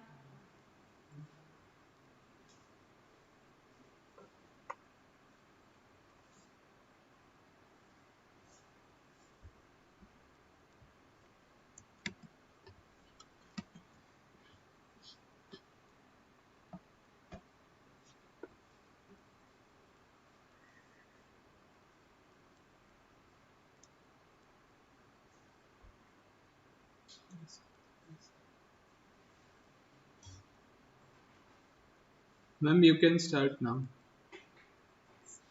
Greetings from Greece, from Athens, every participant. Thanks a lot for your kind invitation to be today part of this so meaningful and resourceful and enriching event. My name is Rania Lavu. I'm a STEM instructor and neuroeducation researcher. Currently, I'm working at the Greek Ministry of Education where I'm writing STEM projects from schools and at the Greek Astronomy and Space Company. And I'm also president for Greece of Ladies of All Nations International.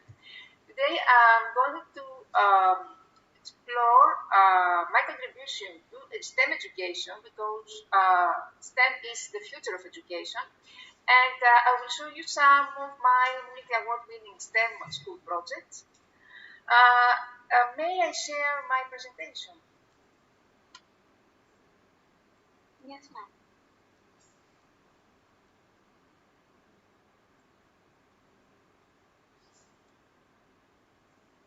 Is it visible? Yes, ma'am. Right. So, International Women's Day, and while circumstances are different this year because of the coronavirus pandemic, it is still a day to celebrate women around the world, their achievements, and raise awareness about women's equality. We can call out gender bias and inequality, and collectively we can all help create an inclusive world. What is the impact of COVID on women? Women in the labor market were hit by the pandemic. Member states recorded a surge in domestic violence. Women were at the front line tackling the pandemic. Lockdowns have significant impact on unpaid care and work-life balance, and the striking lack of women in COVID decision-making bodies. The women in business, women in politics, women who are providing support in the civil society, all are part of the global mosaic of building a global society. Societies need women leaders, making history, leading the charge for innovation and global progress. Leading is by definition change making. So my message to women is have faith in yourself, follow your dreams and your passion because all women can be change makers. It's just a matter of unlocking it. The think manager, think male stereotype no longer stands alone. As 2021 unfolds, we can add a new one. Think leader, think lady. Women need empowerment, which is a multidimensional process encompassing changes in the political, social, and economic spheres of life, and these different dimensions of empowerment are closely interrelated. Women's economic empowerment relates to the enhancement of women's capacity for strategic choice and agency in the sphere of the economy and to the possibilities this opens up for change in other spheres of their lives. As I said before, I'm a global educator, international speaker, and author of scientific books for kids and a global peace ambassador internationally recognized. I spent a great part of my life on humanitarian services and social activism. My achievements concern the following domains: education, international awards, distinctions, recognition, science, innovation, the national project, research, peace, volunteerism, vulnerable groups such as refugees, special education students, students in the ecological hospital, global network of teachers, and writing scientific books for kids. I'm a STEM instructor and an ICT teacher trainer in Greece. I have a postgraduate degree in language teaching related to cognitive neuroscience and also research on cognitive psychology and neuroeducation. I have been awarded many national and international prizes, so far 55. I'm a Global Teacher Award 2020 winner and the Global Teacher Prize 2019 was elected among the best 50 teachers in the world. Recently, I have been selected as Global Icon 2020 featured in the Fashionista magazine. The magazine circulates in 100 countries. And recently also I was included among the 100 most successful women in the world in the book of Amazon. Furthermore, the President for Greece International Acts, Ladies of All Nations International, Access to Human Rights International, the National Advisor of the South Asian Institute of Advanced Research and Development, Center for Peace Advocacy and Sustainable Development, K-12 Digest Magazine, the National Youth Society, Global Peace Council, Youth Mentor for the National Youth Business Communities, and the Mentor of 100 Metros platform. The National Executive Member of Global Edu Leaders Forum, Honorary Ambassador of Charles Water Society for Innovation and Research, Education Ambassador and member of the National Organization for Education and Researchers, and I'm also a social activist, as I said before. The Global Peace Ambassador Director of Education Affairs for Forum 36 Peace and Unity. So what I'm doing, I'm trying to promote worldwide STEM vision by introducing STEM in astronomy and physics project and combining STEM with language teaching. In particular, I was among the first educator on a global level to combine STEM with astronomy, foreign language teaching with STEM, and innovative teaching approaches involving science such as cooking, as well as ancient scientific instruments. STEM projects focus on inquiry and student-led investigations through open-ended real-life problems and hands-on activities, empowering students to become out-of-the-box thinkers and creators. So by implementing STEM through projects in education, students acquire critical thinking skills, they are involved in the process of solving authentic problems, and learn to collaborate and teamwork. So when we talk about STEM, it's the acronym of science, technology, engineering, and mathematics. We always talk about problem solving. STEM education reflects 21st century skills such as creativity, the four C's as we call creativity, critical thinking, collaboration, communication. And what are the attributes of STEM students? They are problem solvers, they are innovators, they are inventors, they are self-reliant, they are logical thinkers, they are technologically literate. STEM, if we integrate arts into STEM, we obtain another acronym which in trend in education. Now it's what we call STEAM, and STEAM projects foster wider softer skills which prepare young people for the future. These skills are problem solving, creativity, dealing with mistakes, communication, and presentation. Therefore, recently arts have also been incorporated and making this project even more creative and interesting. So I am the national coordinator of 5 humanitarian STEM international projects that focus on the United Nations Sustainable Development Goals described in the 2030 Agenda. My first project is called Water Life, the Giver and Threat. It's addressed to students, especially in Africa, that aims at raising water awareness among children to teach them how to sanitize their water and to create opportunities for them to appeal to the benevolence of sponsors of private citizens, people in general who are willing to contribute financially to the creation of the appropriate infrastructure towards safe water.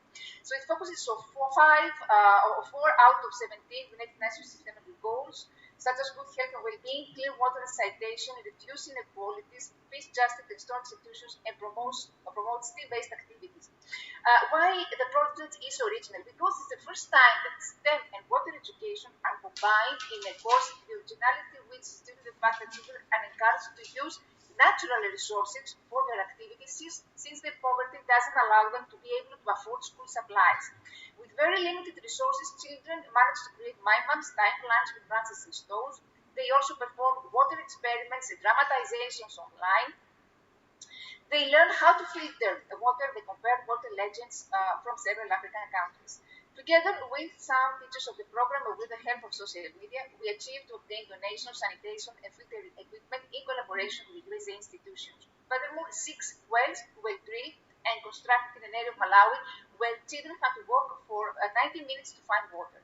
I also raised donations of food, water, and juices for language Greek schools since I organized an online fundraising event and I opened a bank account for Malawi.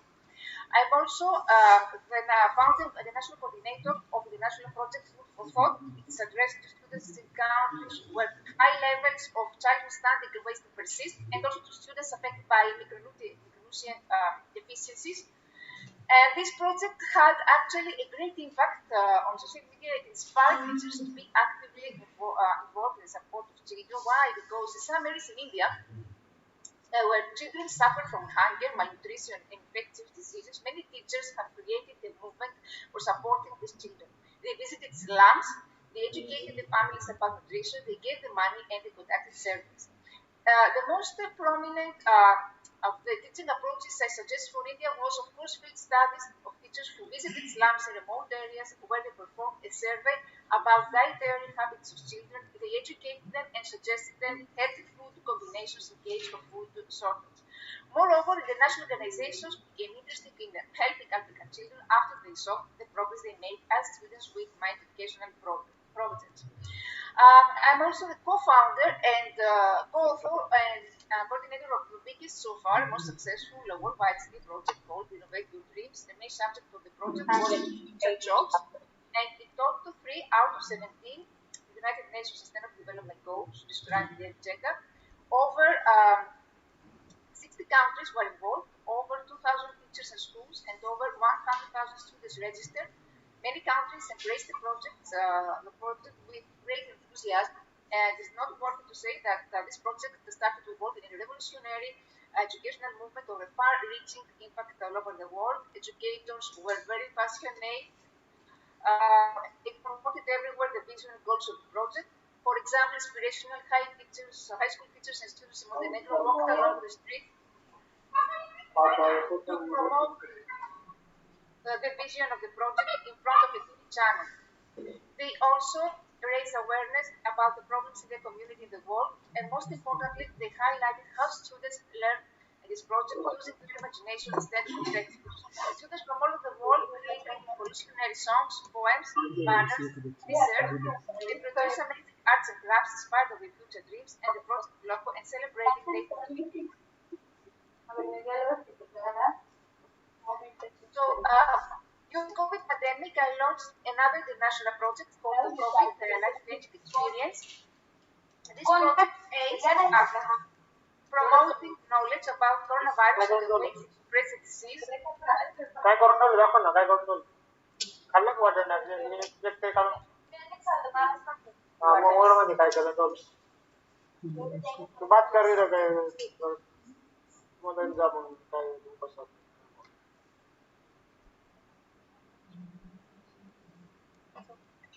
Can I continue?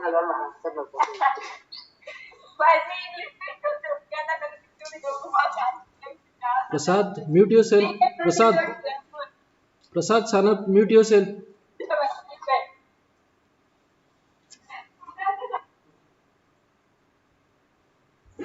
Sorry, ma'am. Please continue. Can I continue? Yes, ma'am. Yes. During the COVID pandemic, I launched another international project called COVID, a life-changing experience. And this project is a promoting knowledge about coronavirus and the ways it spreads the disease, engaging students in the study of ways to prevent the spread of the pandemic, encouraging students to share their experiences and their feelings concerning the outbreak, and giving the opportunity to develop creativity and collaboration skills through project-based learning activities, and reality-based scenarios. The project is focusing on 3 out of 17 United Nations Sustainable Development Goals and is promoting creative project-based learning and activities.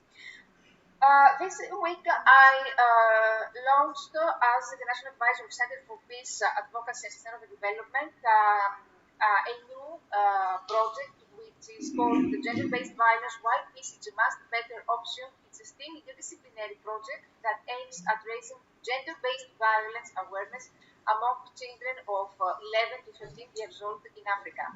It will be implemented for 5 weeks, and the project includes awareness activities such as creative activities such as art and craft. The final outcome of this project will be the strengthening of the idea of peace among members of societies that experience conflict, especially gender-related conflict. And this school-based intervention can promote gender equality and prevent violence against women by challenging stereotypes that give men power over women. The project focuses on 5 out of 17 United Nations Development Goals, such as good health and well-being, quality education, gender equality, reduced inequalities, peace, justice, and strong institutions. And all these projects are addressed to students of countries that suffer from all the disadvantages of negative peace, such as lack of food or water. I'm trying to alleviate on this through education. I'm trying to make negative peace look like more positive peace. Moreover, I wrote a new project for the Greek ministry where I work, which is called SOS for Changing the Earth's Climate. It's a disciplinary STEM project that aims at raising generous awareness of the climate change. And it's originally called why? Because it combines environmental education, STEM education, and art. And it focuses also on 5 out of 17 sustainable development goals. And I'm also the founder of many projects in astronomy and physics. I'm also organizing many STEM workshops with the Greek Astronomy and Space Company and the Hellenic Physicists Society. And I also had the opportunity to participate as a flexible young teacher in the program called Playing with Protons, a science education program organized by CERN, the European Organization for Nuclear Physics, and especially the CMS experiment. And the main challenge that I had to face was that I had to redesign the curriculum that does not include modern physics and particle physics. I had to be creative and innovative. I used materials that motivated my students' creativity, such as Lego, clay cardboards. The technologies such as 3D printer were used. Children were very enthusiastic about science. And a great outcome of all these above-mentioned activities is the production of the original audiovisual material, which is valuable not only for students but also for adults and for anyone who is interested in particular physics. Here we can see we depicted the CMS particle detector in many ways. Here is a quite challenging project with lead circuit and lead flash circuit. Functional models of lead generator with the use of breadboard with the representations of the CMS detector, some maquettes of CERN, college of the particle detector CMS using the app of augmented reality, it's real for mobiles, virtual gallery, models of the particle detector atlas using the technique shadow and light, 3D printing, a rather challenging project which lasted over 100 hours. And here I want to say something important, that is that another cause I'm fighting for is the equality between women and men in the field of natural sciences. I want to sensitize children and make them aware of the importance of the fact that women should have equal opportunities with men in developing themselves as scientists. So we created with my students, we presented at first a radio show called Women in Science from Marie Curie Times into Modern Times. And after that, we created an educational video based on the STEAM project, a project that presents 30 eminent women physicists from Marie Curie times to modern times. And of course, the goal of this video is to break down gender stereotypes and bias against women in science. The information presented in the video was gathered by the students who painted also the portraits of 8 women from the above-mentioned physicists. This video was awarded the European Competition Diversity in STEM, organized by STEM Alliance Scientists, and the video was aired also on the national TV channel on the International Women's Day. I'm also proud to be among the first on a global level who introduced STEM methodology in the teaching of foreign language. Innovation that motivates teachers and paves the way for interdisciplinary lessons. I organize many seminars, and a very characteristic example is a live popular show based on a lesson plan which called "The Science Says No to Bullying." Why was a pioneer lesson plan? Because it combined English grammar, physics experiments. You can see here a lemon battery and the study of social phenomena. This can be used also for teaching of any language. And in this video, I taught English conditionals in conjunction with lemon batteries. At the same time, lemon batteries were used as a symbolic narrative that may connect students think and comment on bullying and teasing. Suggested also that theme of bullying can be dramatized, and many language schools in Greece implemented the lesson plan in their classrooms. Furthermore, I had a chance to participate in a very significant continuous professional development event in London, organized by Crest in order to help jumping teachers that are demanding to the demands of the new structures and changes implemented by the Zambian government, changes that encourage students to move towards a more engaging teaching style. So the main challenge was there to creating activities using only the resources available to Zambian teachers who have limited or no access to school supplies that are common to the Western world. And during this event, I designed mathematical STEM activities using only the resources available to Zambian schools. During my free time, I devote myself to teaching STEM to students with cancer in a neurological hospital, and I feel as I'm experiencing a miracle when I teach children with terminal diseases and see how they light up and forget their depression due to the risk of death they face every day. I also volunteer as a teacher for refugees in special education schools, and I travel long distances to go to remote to refugee camps in order to teach my project. Furthermore, I act as a coordinator and mentor to teachers who participate in my project. I give them moral, technical, and even financial support. You can see also some Skype lessons with Taiwan and Kenya. Youth mentorship internationally. I have so far received many peace awards and humanitarian awards. I also want to say, to show you something. Okay, I'm also the author of scientific books for kids. The first one is called Planetary Interviews. It is translated also in English. It's a course of astronomy for students above 5 years old. And here, I said before, I'm a president of the National Art Center. We organize together many events, such as most recent one is about the creative campaign that has the goal to raise through an online auction a total of 2 million donations for breast cancer patients worldwide. So what's very important was that during the COVID pandemic, I wrote very successful at the national level article, which was that is magazine you can find it. It's free, called Teaching the Coronavirus in New Scientific Approach, and it was actually original at global level. Why? Because it was a guide to educators and students how to teach using strategies, effective strategies based on neuroeducation and cognitive neurosciences. I was invited to many as a speaker in many radio and TV shows all over the world to present this work. And recently I became also the National Ambassador of Volunteerism Education of the Greek Academy and the Volunteerism Education Health Hellas. My role is to promote volunteerism in education to help people with special education needs and contribute to the creation of the global network of Greek volunteers around the world. So I'm contributing to the improvement of the teaching profession by encouraging my colleagues to set high standards and I grasp every opportunity again to discuss educational subjects with other teachers. I'm also an ICT teacher trainer and I'm trying to help them develop their ICT skills, make use of various digital skills, and also giving guidance on how to be effective in ICT-based environment. I'm also a member of 20 organization societies, a very member of many journalists, I'm presenting my research in numerous international conferences. And I would like to say finally that women are the most valuable creatures in the world, so they need our respect and our love.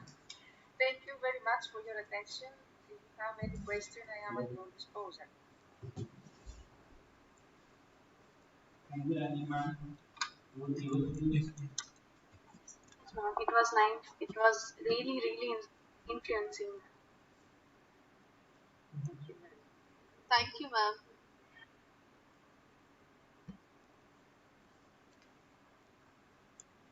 Thank you, Anya ma'am. The very speech is memorable for our students and faculty members.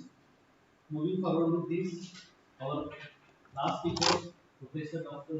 Zeal. She is a professor in medical biology department of D.Ed Health University, Turkey.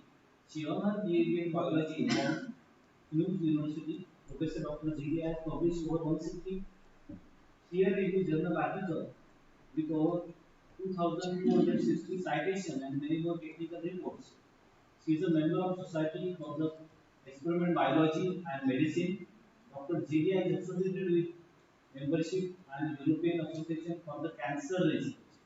She has served as a editorial board member of many journals.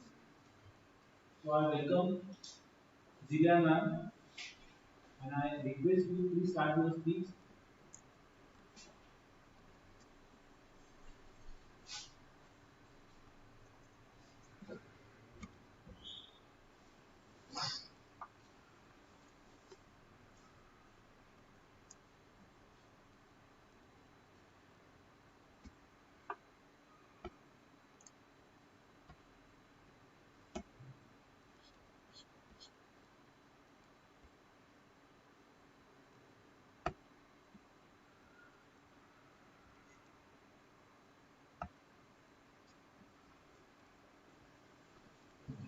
Ma'am, you can start now. Thank you. Hi everyone. Firstly, I would like to many thanks to all organizing member for this very great event in India in very special days. But I would like to share with you my presentation.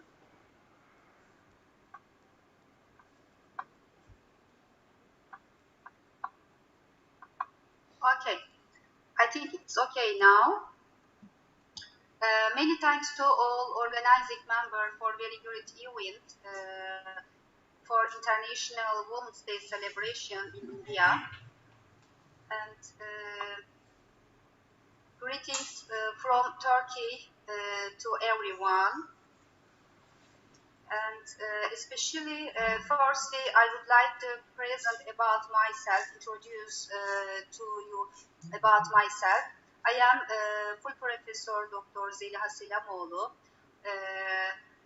am head of department and as a professor in medicine, in medical biology department of Niğde Ömer Halis Demir University in Turkey.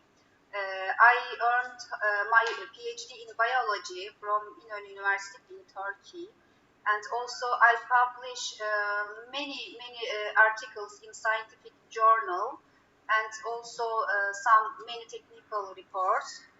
I am also a member of Society for Experimental Biology and Medicine.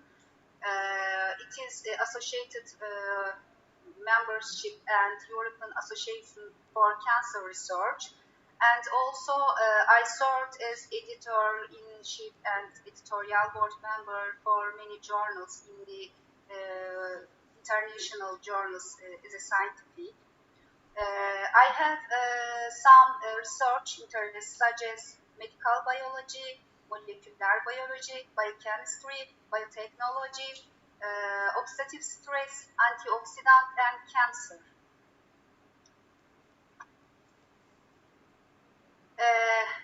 I am Professor Dr. Zeal. I will present about some special words in this for special days related to women in the world.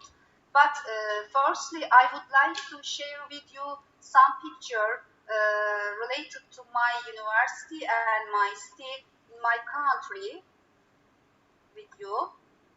Yes, you can see some picture related to my city. That city is very historical and touristical place in Anatolian, middle of Anatolian in Turkey.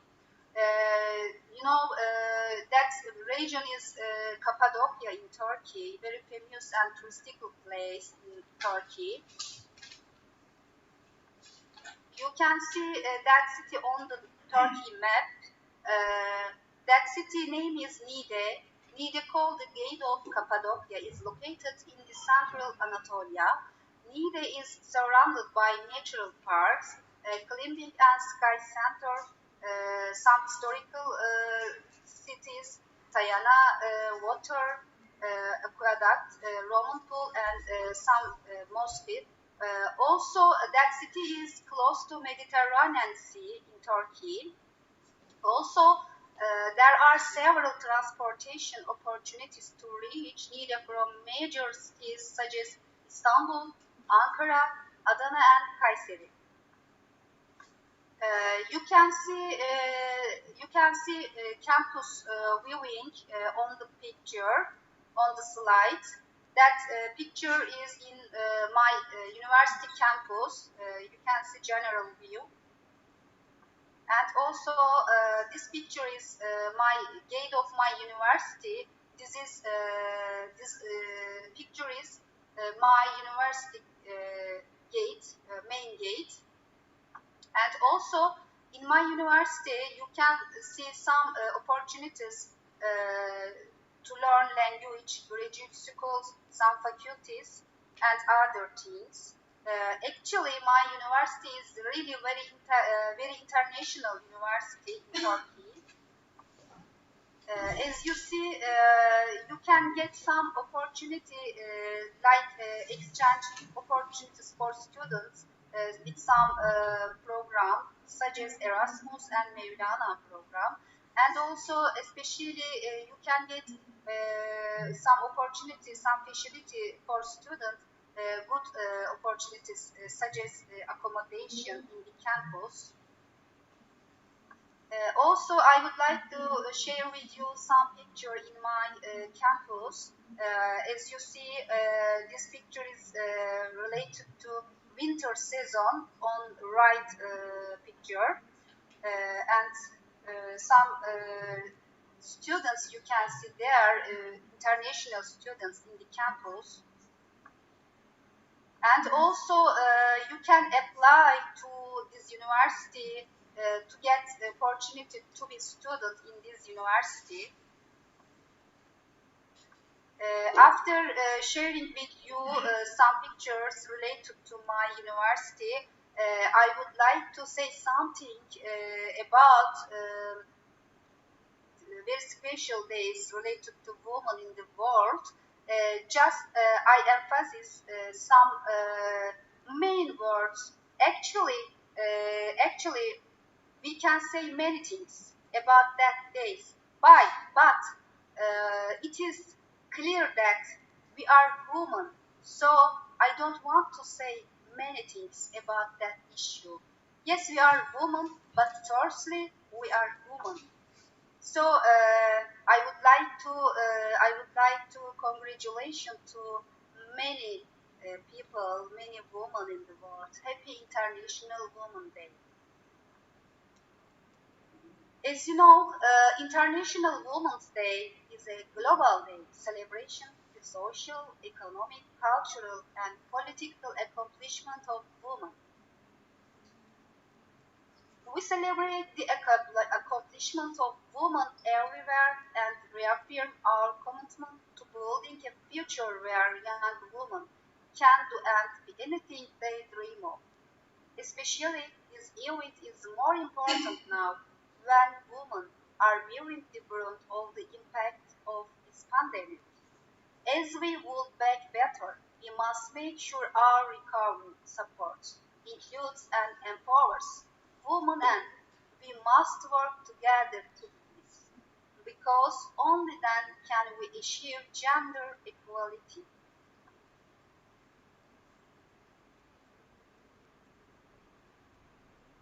Women are an important part of the society, whether in the form of mother, sister, wife, daughter, girlfriend, and so on. So I know and I am sure that women are the largest talents and talent reservoir in the world. It is very true sentence. Yes, we are the largest talent and talent reservoir in the world. This special day challenged and called out gender bias and inequality. Everyone in the world is responsible for their own thoughts and actions all day, every day. Therefore, we can all choose to seek out and celebrate women's achievements so we can have in creating an inclusive world. Yes, we can do it. Especially, we can see many attractive women signs in the world for promotion the woman in the world which is quite necessary for producing scientific society in the world. Yes, we can do it because we are women. As you see, those families who have busy life and family commitments and could not do proper progress in research field to complete their degrees. Woman power has strong background for promotion women in the world and is needed for building scientific progressive careers of the whole woman in the world and to build peace and joy the world. First of all, we are human. That's why we should respect each other in our whole life and all time and everywhere, men and women, all genders. The rest are details. Details. Thank you so much for listening, man. Stay peace and joy in your life as woman. So much, ma'am. Thank you so much, ma'am. Most welcome.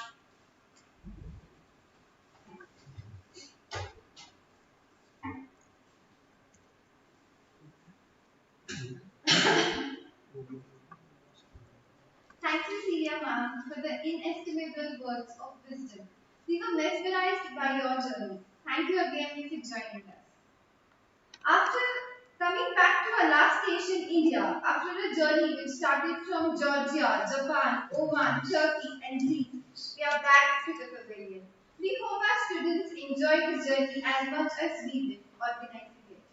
It is said a program seems incomplete without a thank you note. I would like to call on stage none other than the man who has put his heart and soul for making this program a success. Our academic coordinator, Dr. Rishikesh Kakanikar sir, on the stage to give the book.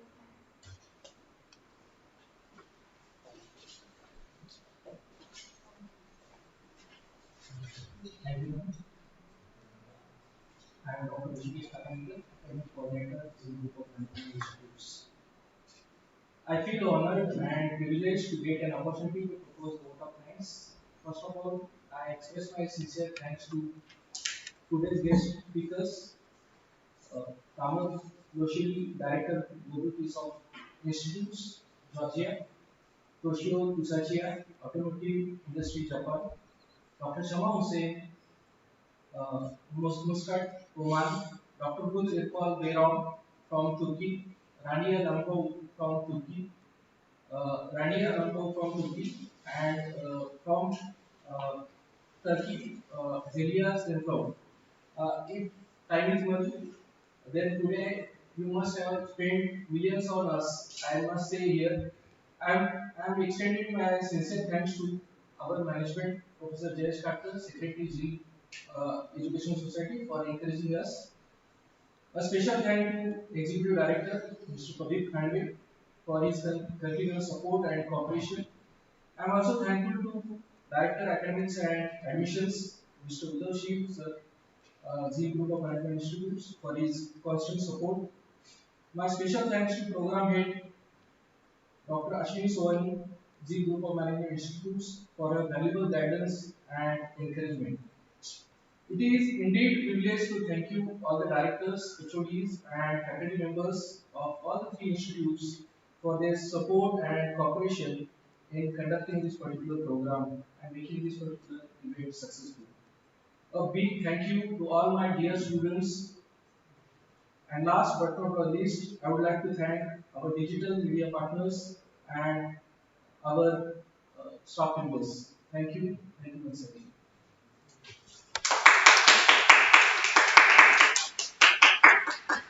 Thank you, Rishikesh sir, for your kind words. Thank you all for the enormous support you have given us throughout this session. We would like to conclude this program with a note of bringing the best of the world for our students. Till then, stay healthy, stay fit, keep learning. Bye.